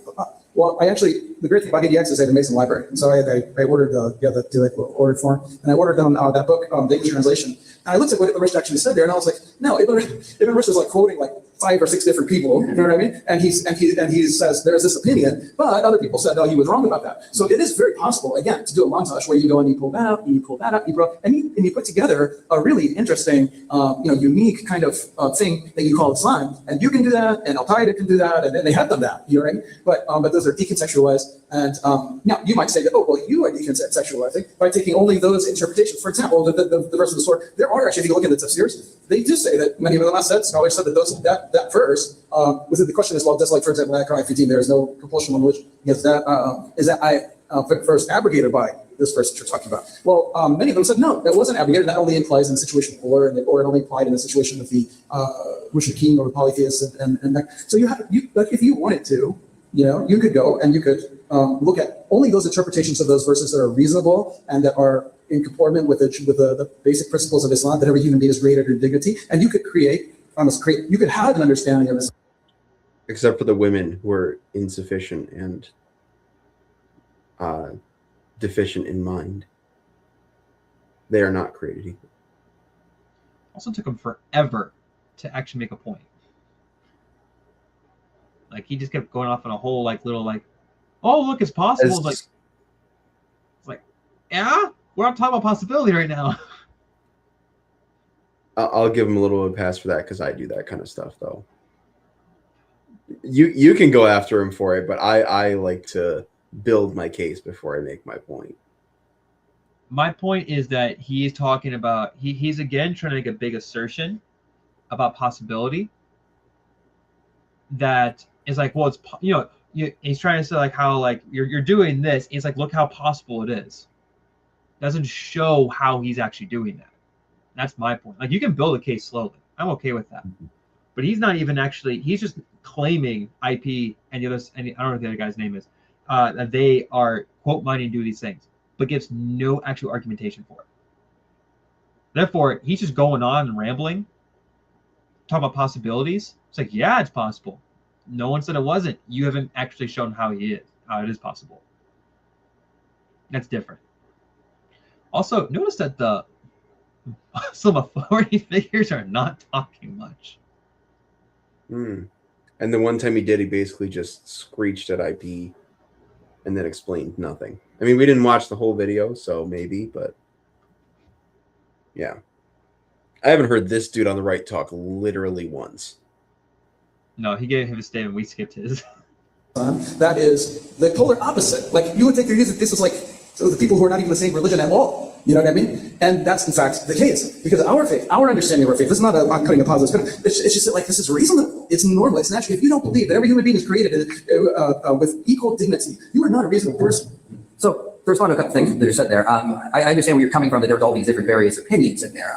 That's going to be more problematic, I think, for your side then, because you're allowing the idea that you could have a very ISIS version of Islam based on that. That is a huge problem, because you're not saying that this is the proper way. You're saying there are multiple ways, and you even admitted in your opening statement that there are many Muslims, I'd say majority globally, that be on our side, Islam is incompatible with the Constitution. And with regards to learning from scholars, I totally agree. This is why I read people like Kabir, for example, who talked about Surah 2:15-16 being abrogated by later verses. It's a many scholars take that a thing, for example. So He mentions the difference. he mentions differences. Yeah, I was about to say that. So there's that issue right then and there. With real quick on the sociological data, I think we're setting up a false dichotomy. It's not Islam or other things. It's multiple things. That's why we run these multivariable analyses, where Islam is another factor contributing to conflict, authoritarianism. So if you're correct, we shouldn't be seeing this in the real world data. Islam should not be a variable in the sociological models leading to more conflict, violence, oppression, authoritarianism. If what you're saying is correct, we don't, the real world data stands against that. With regards to Surah 929, I agree that we should contextualize it. Absolutely, but the context is there. It doesn't say anything about defensive wars. It specifically refers to those who were given the scriptures, aka Jews and Christians. Muslims are saying to fight them. That's very literal. That's what Jesus said. We don't want another eye to be literal. Okay, well, I'm saying though is that I need to see evidence in the Quran. It is not literal, not just a random statement, because there were many Muslims, including scholars like Ibn Kathir, who did take it very literally. And the context again is that the Jews say Ezra is the son of Allah, and the Christians say the Messiah is the son of Allah. That is the reason they are to be basically forced to descend class citizens and fought until they do. It's not about defensive wars. There you go. Notice that the second you start actually giving context to them, they were like, no, wrong. Yeah.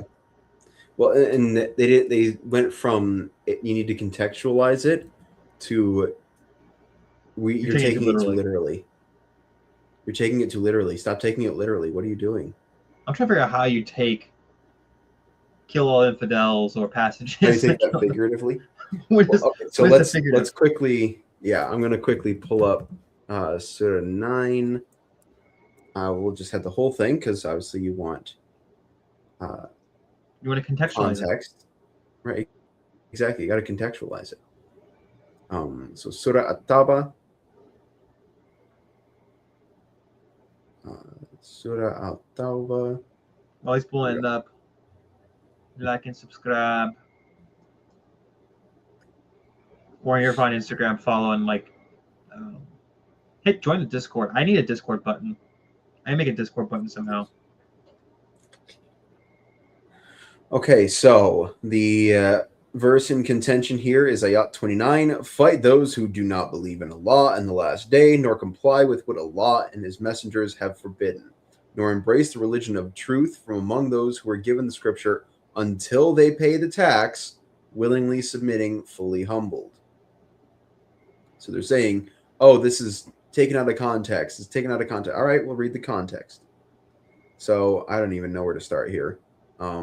It's hard when the website doesn't give you like a narrative structure for it. Right. All right, so we'll say here. So starting in Ayat 24, and we're going to read through, I know we need 30, 31. We'll read through 32. All right, so 24 through 32. Nice 8-verse section. Should give us plenty of context, right? Right. Okay. Say, O prophet, if your parents and children and siblings and spouses and extended family and the wealth you have acquired and the trade you fear will decline in the homes you cherish, if all these are more beloved to you than Allah and his messenger and struggling in his way, then wait until Allah brings about his will. Allah does not guide the rebellious people. Indeed, Allah has given you believers victory on many battlefields, even at the Battle of Hunain, small footnote, which is the Muslim victory in Mecca. And then it says almost all Arab tribes pledge allegiance to the Prophet, because if they didn't, they'd die, except some tribes in Hawzain and Thaqif. Both tribes decided to attack the Muslims, so the Prophet led an army of 12,000 soldiers to attack the two tribes. Since that was the largest Muslim army ever mobilized, some Muslims expressed their conviction that such an army could not be defeated. However, on the way to battle, the Muslim army was ambushed and most soldiers fled except for the Prophet and a few loyalists. Eventually, the Muslims were reorganized and won a decisive battle. Doesn't exactly sound like, peace and love and,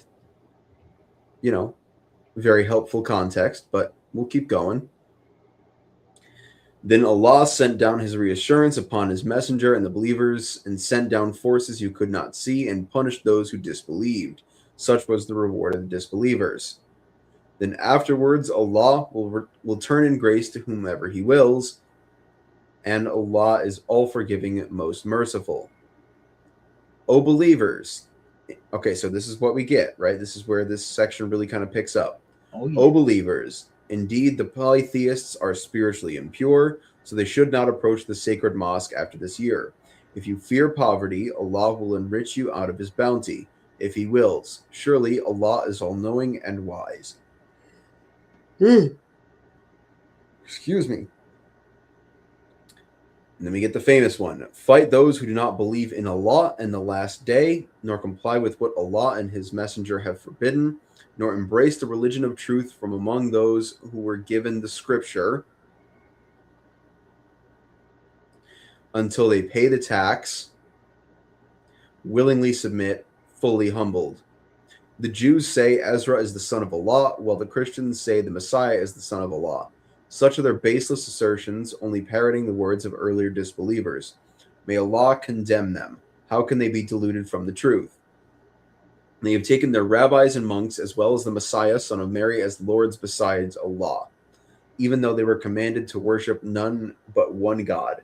There is no God worthy of worship except him.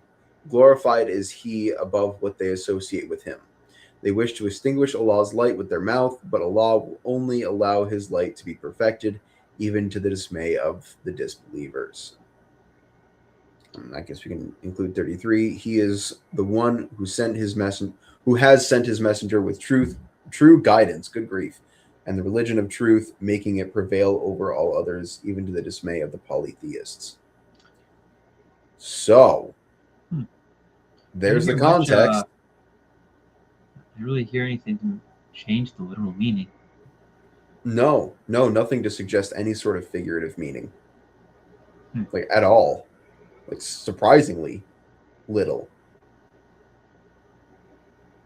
Furthermore, the dude, I'll just say it, the white dude, the grifter, was trying to say, the liberal grifter. Is that what he is? I don't know what he is. Oh, that's what he sounds like. He sounds like either someone who's on the left or someone who's a grifter. Yeah.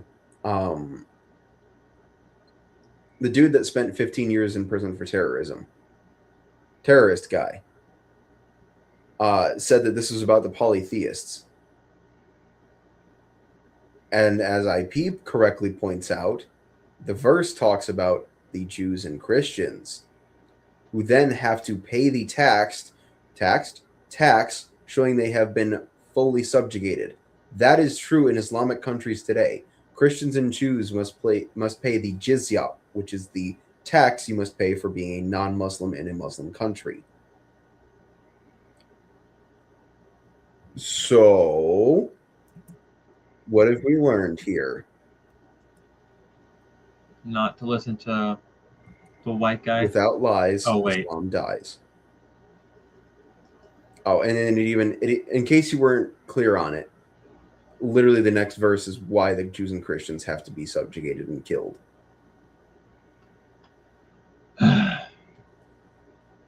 So, let's get a laugh in. Yes, let's get a laugh in. Okay, so some context. I am pissed at Mike Jones. I sent this to you. I sent this to him, and he didn't know about it. He was not happy when he got it. Look, I am a student of two things in life: religion and comedy. And the overlap there is very narrow.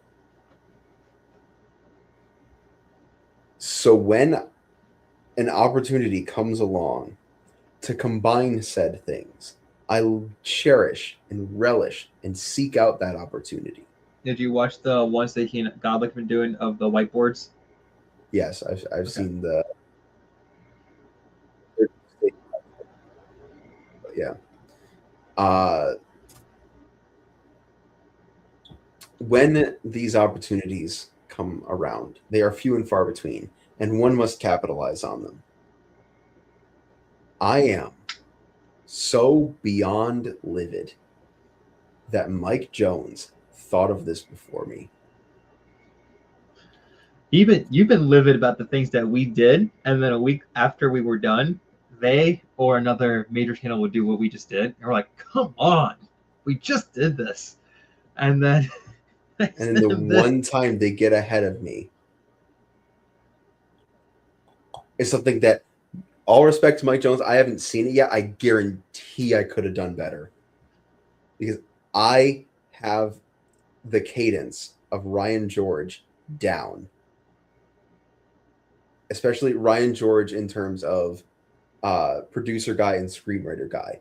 I have that to a T. Dude, I've told you that Apologia is with some That's all with some still. I need to check, but it's still open to you. I told you could do those things. Right, but that comes with the caveat that I have to think of that. I didn't think of this until you sent me this video, and then everything made so much sense, and I had a billion ideas how to do this. You still can. No, but I can't. Right? I was talking with a mutual friend of ours at church, and I had told them about this, and I told him that Mike Jones did it, and he immediately knew, right? Because he knows me quite well, and he went, well, you can't do it now. I was like, I know, I can't do it now. He's like, yeah, no, the bit's already been done. Sorry, you're screwed. I was like, I know. That pissed me off so much. I was livid. Still come with your own little sketch versions of it. I could make sketches, but that's not the point. I know. I'm trying to get you out of your pessimistic bubble and put you in a spot where you can be productive.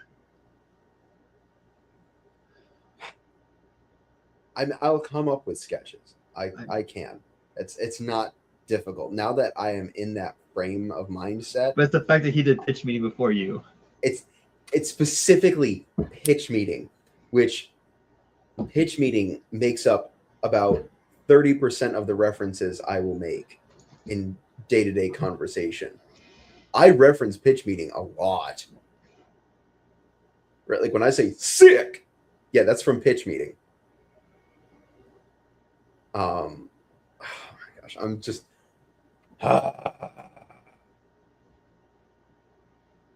right. And like, of course, now I have to know how he does it, but of course now, like, making these sketches would be super easy, barely an inconvenience, right? Like, it's just, what are you doing? Oh, you're putting a sweatshirt on.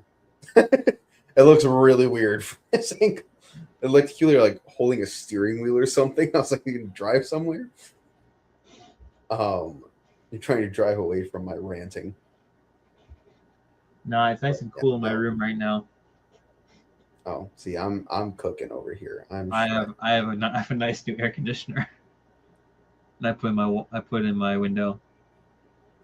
Yeah, but like, I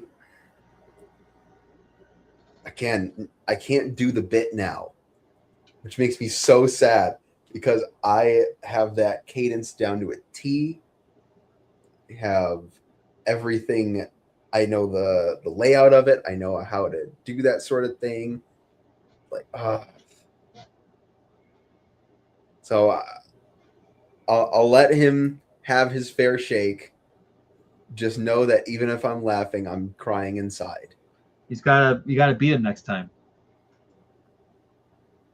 I know. Well, I mean, the other thought was like pitch meeting kind of does something similar to honest trailers, which I'm not a huge fan of them. It's just not really my style, but like that would be the only thing that I could really do there that would be in this sort of YouTube sketch comedy vein.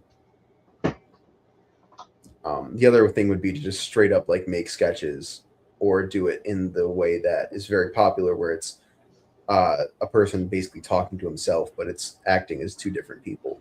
I hate those ones. I know, but those would be like the only ones really that Don't do it would be a those. legitimate sketch or that. I'd rather you just bit the bullet and said, "Sorry, IPM, you took the idea first, but I'm gonna run farther than you ever did and go with all the religions." Well, like I would make so in order to make it last, I would make it on specific topics, right? So I would have like this. What I was thinking of was like, for example, for our conversation on atheist ethics, I do one pitch meeting on atheist ethics. You still could.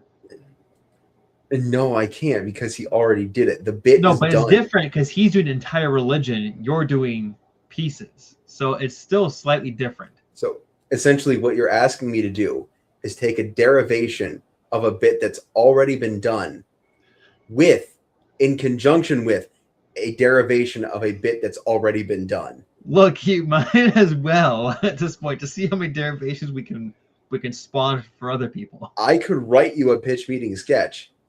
I will not make it. As a student of comedy, I can't do it. It breaks all of the basic tenets. So, no. Unfortunately, Mike Jones has pissed in my cereal. He has stolen my dreams. How dare you? Your dreams, you even know you had a dream about it. Now I can't stop dreaming about it.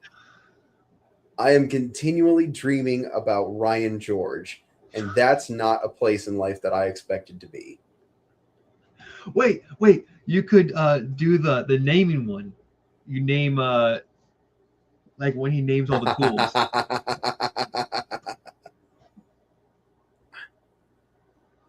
So I'd have to think about that one more. I'd have to workshop that a little bit. The issue is I'd need something to name. Doctrines for a new religion. That's an easy one to start with. Yes and no, right? Because the whole naming thing for Ryan George. I'm saying for a starter.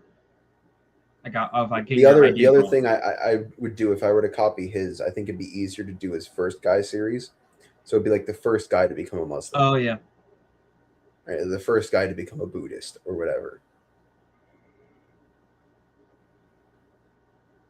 The first guy to get al-Zudded. No, I'm not. If you do these, I'm not editing. You're doing it all by yourself. All right. Let's do this. Let's watch my hopes and dreams die in real time. So you have a new false religion for me? Yes. I gotta experience. I know you're gonna hate his delivery. It's not quite the same. It's not, and also Mike Jones smiling is a horrifying image. Yeah.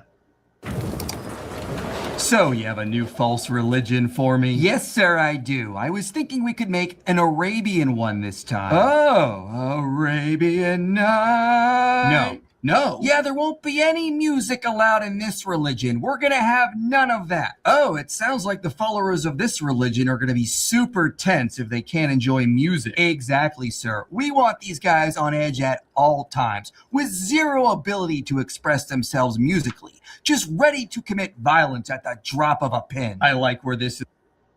Okay, so immediately off the bat, the delivery is not horrible. It's not. The issue is Mike Jones can't really slip into that goofier, happier voice, right? So you have a movie for me? Yes, sir, I do. Right? Like there's that jovialness that comes in with that you really kind of have to hit like the back of the throat. I'm gonna be getting more impression critiques then. But it starts at the back of the throat and it's got to slide forward, right? So right, you get the so you have a movie for me, right? It comes out and it kind of elevates as it goes, right? So it slides forward. He's got the timing down right, definitely, right? The timing is great, but the pitch isn't there, right? And the pitch is everything to pitch meeting, right? The whole idea is that the either producer guy or screenwriter guy is like a little too into this idea. Like he thinks it's going to work a little too well, and it shouldn't excite him in the way that it does. And so I like the not the cadence. I don't like the cadence. I like the measure that he's speaking with. There was a comment someone made, I read, saying very screw tape letters of him. Yes. No, that's a good pull. All right. Back to watching the light leave my eyes. Is going. So tell me about this false religion. Well, I was thinking we could call this one Islam. Hey, that's the Arabic word for submission. Exactly, sir. Not the word for peace. And this will help us because no matter what they're doing, they'll think they're submitting to God, which will help us out a lot because no matter what they're doing, whether pillaging, murdering, raping, torturing, enslaving, they'll be like, it's okay because I submit to God. Oh, there goes TOS. That video is not getting monetized. He said a whole lot of no words within the first minute. Yep. Bye. Have a good time. So I must be doing these things for him. So basically, we'll get these guys to do all sorts of super evil things, but they'll think they're good because they're submitting to God. Exactly, sir. You can make anyone do all sorts of evil if you make them believe God told them to do it. That works for us, so how are we going to get this thing started? Well, he messed it up. It's not that works for us. It's that works for me. Also, that works for me bit is not something that's actually supposed to work. It's like, for example, one of the common bits is be like, so why does that happen? Because it does. That works for me. Right? Like, so it's not, I get you're trying to get the catchphrases in there, but that's not how that's used. You volunteered for this. plan is to go to this illiterate Arabian trader named Muhammad while he's praying in his favorite cave, and I'll demand he read his first revelation to me. But you said he was illiterate, so he won't be able to read. Oh, I know, it'll be hilarious. And when he says I can't read, I'll start choking him and demand that he read. You sure do love choking dudes. Yeah. So what's the next step of this demonic plan? So obviously this is really gonna mess him up. So when he starts telling other people, oh, that's so bad. Yeah. Now, see, that actually is where I would have put the "that works for me" bit. Yeah. Right. So it would have been, and I'll just start choking him, but that's not going to make him read. But I'll be choking him. Yeah, right. But like, how is that going to make him read? Because it will. That works for me. Right. So I did appreciate the you really like choking dudes. It would make more sense if he kept talking about choking people before then, which he didn't. I don't remember if he did or not. No, he didn't. But true. But also, I think that just kind of works as a what the heck moment. Yeah. Because Ryan has stated in the past when he's editing the scripts, he looks for like he'll just write out his basic thoughts in the movie, and then he'll put in all the plot and stuff, and then he'll be like, all right, now I got to look for places where I can just throw in a "what did you just say to me" phrase, right? And so he's like, and those are where I really can throw in the catchphrases. So I do appreciate the "what did you just say to me?" of "boy, you really like choking dudes." Come again? That a demon attacked him in a cave. We'll whisper in their ears that maybe that was an angel and you're a prophet. Wow. But then if he gets really depressed and tries to hurl himself off a cliff, I'll appear to him again and be like, I'm the angel Gabriel. Oh, the angels hate it when we pretend to be them. They sure do. Okay, so the wow. The pause wasn't long enough. The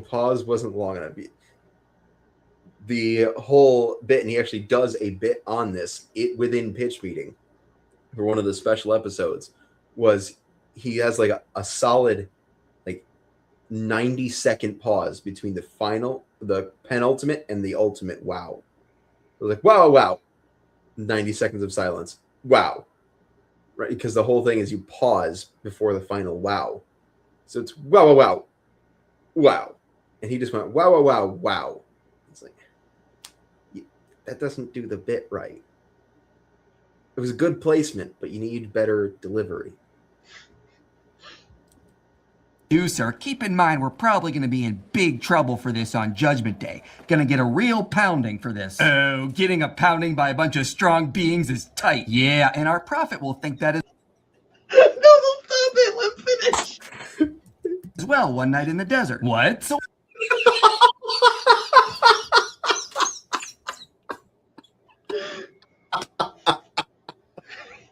Play that. Oh, yeah, that was a good one. That was good. I need to hear that again. Okay. I'll appear to him again and be like, I'm the angel Gabriel. Oh, the angels hate it when we pretend to be them. They sure do, sir. Keep in mind we're probably going to be in big trouble for this on Judgment Day. Gonna get a real pounding for this. Oh, getting a pounding by a bunch of strong beings is tight. Yeah, and our prophet will think that as well one night in the desert. What? So anyway, after that...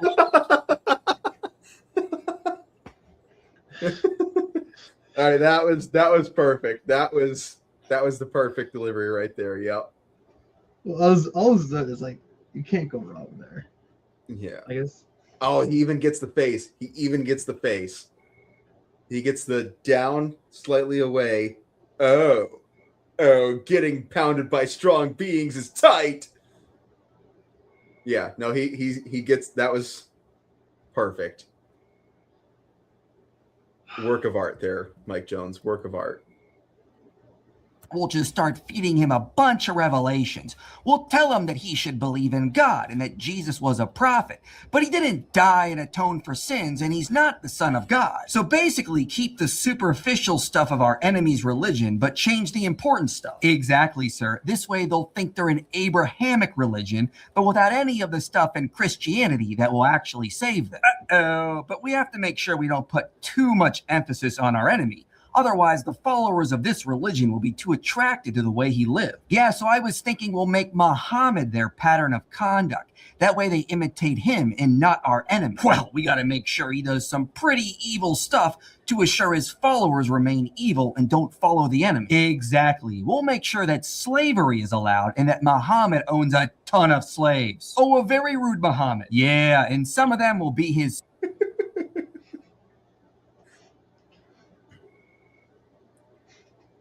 He can play that bit one of two ways. The very rude. He played it the more conservative. I would have personally gone with probably a little more grandiose, but right, because sometimes Ron will go, "Oh, a very rude." Like, let's use the example, a very rude Muhammad. Right, so he plays it that way. But you can also go, "Oh, a very rude Muhammad," which again kind of plays into that joviality that Mike is again lacking. But I doubt he has watched joviality as much in his life. as I have. I meant he hadn't watched that much pitch meeting. No. Although true, Mike Jones does not strike me as the jovial type necessarily. sex slaves. Oh, now we're talking. We'll have him torture and murder people, give his followers permission to beat their wives, and have their own sex slaves. We'll let him have multiple wives, have him say things like women are deficient in mind, and constantly hating on the Jews and Christians. Oh boy. And we'll get him a child bride. Did he just flip off? A what? A child bride, sir. A little girl. A little 6-year-old girl for him to marry and play with. Listen, I know I'm the devil and all, but a child bride? It sounds like we're going too far. People are surely going to know this is demonic if we say they can marry children. Well, we got to make sure we corrupt the youth. It's kind of our thing. I don't know. It sounds like we're going too far. Are we really that evil? Listen, sir, I'm going to need you to get all the way off my back about the child marriage thing. It's happening. This Muhammad guy really wants a child bride. Well, if he's really that messed up, we should probably get him a child bride. Oh, you have no idea how messed up he is. He's going to... I appreciate the I need you to get all the way off my back about. Yeah, no, that's a good use of it. I'm pretty sure he flipped off the camera when he moved his glasses up. Did he? I think he only used his middle finger.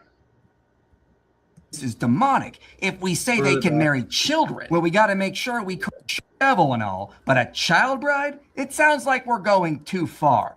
People are surely going to know this is demonic if we say they can marry children. Well, we got to make sure we corrupt the youth. It's kind of our thing. I don't know. It sounds too... are deficient in mind and constantly hating on the Jews and Christians. Oh boy. And we'll get him a child bride. Never mind. Okay. I thought that was the index finger. We were on for nothing. It looked like listen, sir, I'm going to need you to get all the way off my back about the... He doesn't draw out the all enough, though. It's... Okay, sir, I'm going to need you to get all the way off my back about this. Like, I appreciate the first effort, but you can do better, Mike. You can watch 400 episodes of Pitch Meeting like I have. I have gone through all that shit at one point. Child marriage thing. It's happening. This Muhammad guy really wants a child bride. Well, if he's really that messed up, we should probably get him a child bride. Oh, you have no idea how messed up he is. He's going to tell his followers they'll be deflowering underage virgins in eternity because that's paradise for him. Just constantly climbing on top of little girls. Oh, I can assure you that is not going to happen. We got to make sure we keep telling this Muhammad guy he's on the right track because surely his conscience is going to be weighing on him. Yeah, so I'll just keep telling him things like, you have such an outstanding character, Muhammad. You're not possessed by a demon. Everyone should be like you and submit to all your decisions. You're the pattern of conduct, even though you have a child bride. That'll work. Muhammad will feel super special if we're the little voices whispering in his head. But how are we going to get people to convert to this new religion? What sort of miracles were you thinking of doing? Yeah, so that's one thing I was worried about. If people already suspect he's demon-possessed, we should probably not unleash our demonic powers through him.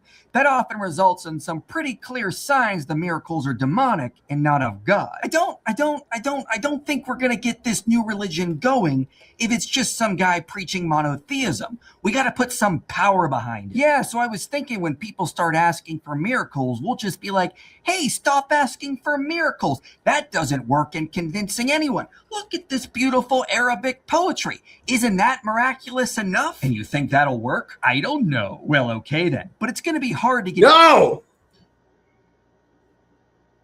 No!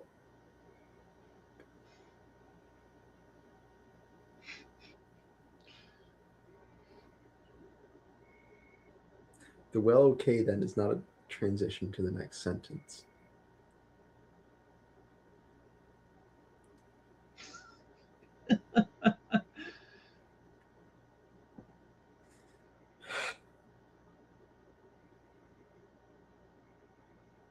It's meant to be its own bit. It's a bit within a bit, right? Of the I don't know, and then sometimes you'll get it fair enough, or well, okay then. Right? It's supposed to be. It's the bit within the bit. It's bitception. The joke really is that he doesn't know, right? He has no idea of how this is going to work. Okay, fair enough. Right? Like, fair enough. Or, well, okay then, right? It's supposed to tack on the fact that him not knowing how it works should be a red flag, and it isn't. Right? So there's the bit of he has no idea how this works, and then the actual joke comes in that it's fine. The producer guy doesn't actually care. So, like, even my phone agrees.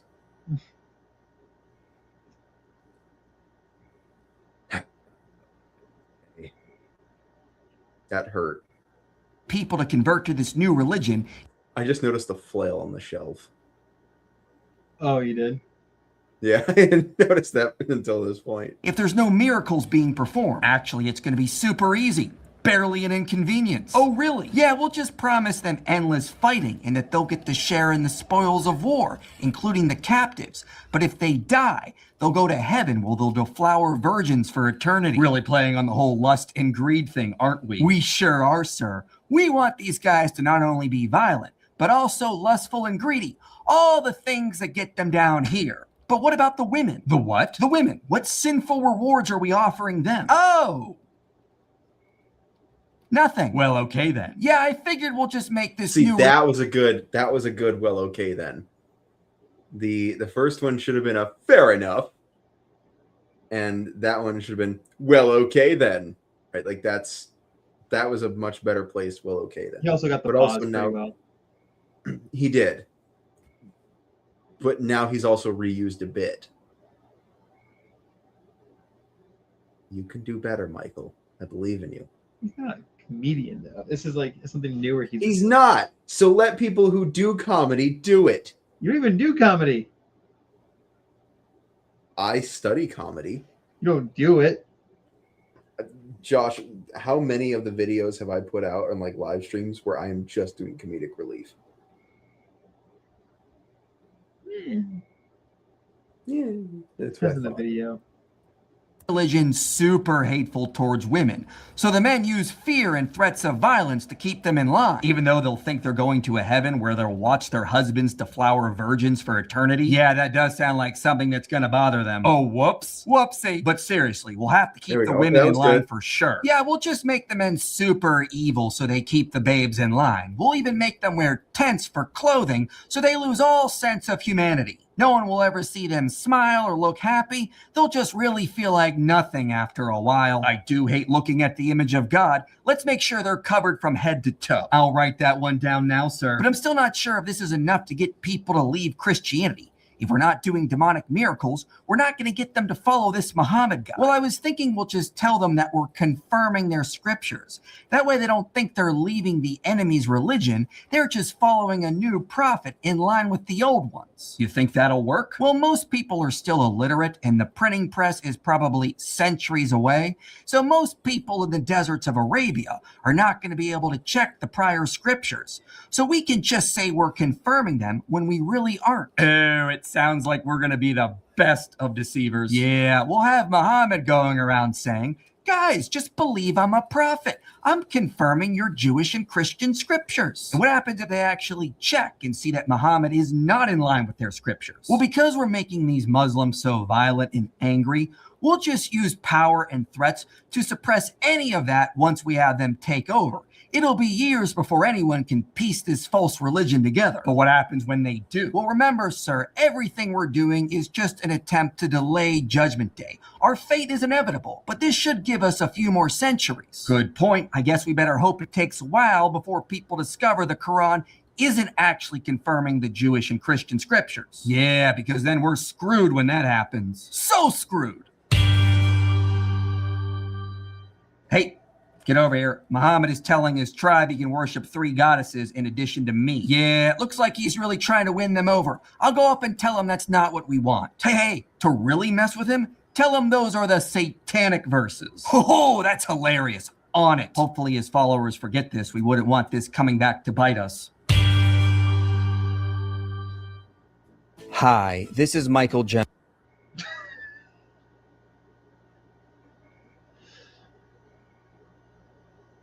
Joshua. Yeah. What is he missing? Oh, geez, it's been a long time since I watched Pitch Meeting. Pitch Meeting. It's the same. It's the most famous slogan on the channel.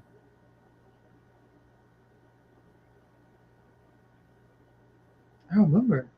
It's been like 3 years. Tell you what, I'm gonna private message you a question to ask me. Okay.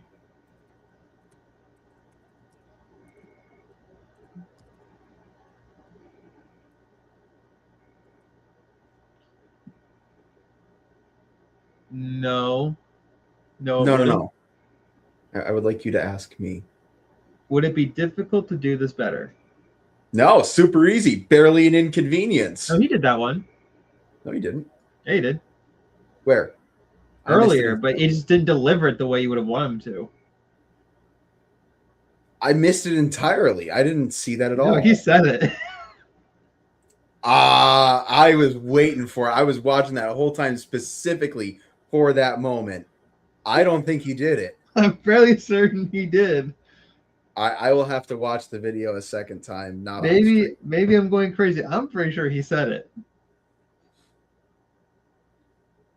I will watch the video a second time, not on stream. I am almost willing to put money on the fact that he didn't say it.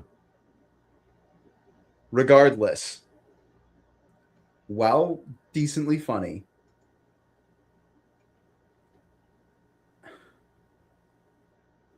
there's no way it could have matched what I was hoping for.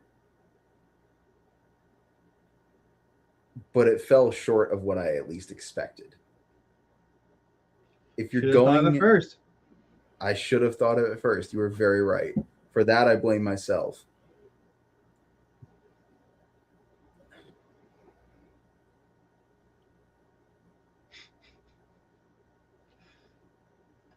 Do the outro. I can't right now. Thank you for joining us, guys. Down below for YouTube, we have our Discord link if you want to join us for that. Instagram should be in the bio. Again, if it's for some reason not working Instagram, just send us a DM and I'll get it to you. We thank you for joining us. We should be streaming again Thursday, Lord willing. Actually, let me see. I'll make the official thing, but I think let me see what the official topic is Thursday. We made a schedule. We will also be finally posting some more videos. Starting tomorrow and more towards next week, we'll start having our schedule back up and running. Now that I'm back and can do a lot more editing again, as well as getting some other things done. We're looking at doing how Islam ruined the Middle East on Tuesday, I guess, and on Thursday, I mean. And so join our Discord, like and subscribe, hit the bell. We will be posting stuff again. Let us know what kind of things you want us to be doing. You can let us know in the comments. It'd be easy to get a hold of us on Discord, though. If you have other comedy ideas you want to send Caleb's way before any of the major apologetic channels will beat him to it, so let him know soon, or try to tell them so they can continue to piss him off and make him sad. With all that said, thank you for joining us, and we look forward to seeing you guys again Thursday, Lord willing. Yeah. Counseling session. Weighing every word like gold. From the manger to the throne, same person, not a switch, not a mask, that's certain. One Lord, one face, one name, Son of God, Son of Man, unchanged. Perfect in divinity, say that. Perfect in humanity, play back. True God, true man, one Christ, not a myth, not half, full life, begotten for ages. Blazing, born in time from a virgin, amazing, like us in all things. That's flesh, sin apart though. Clean breath, same person they followed in Galilee. Same person who spoke in eternity. Not a blend, not a phase, not parts. One hypostasis, one heart. Two natures, one Christ, one Lord. Unmixed, unchanged in the light of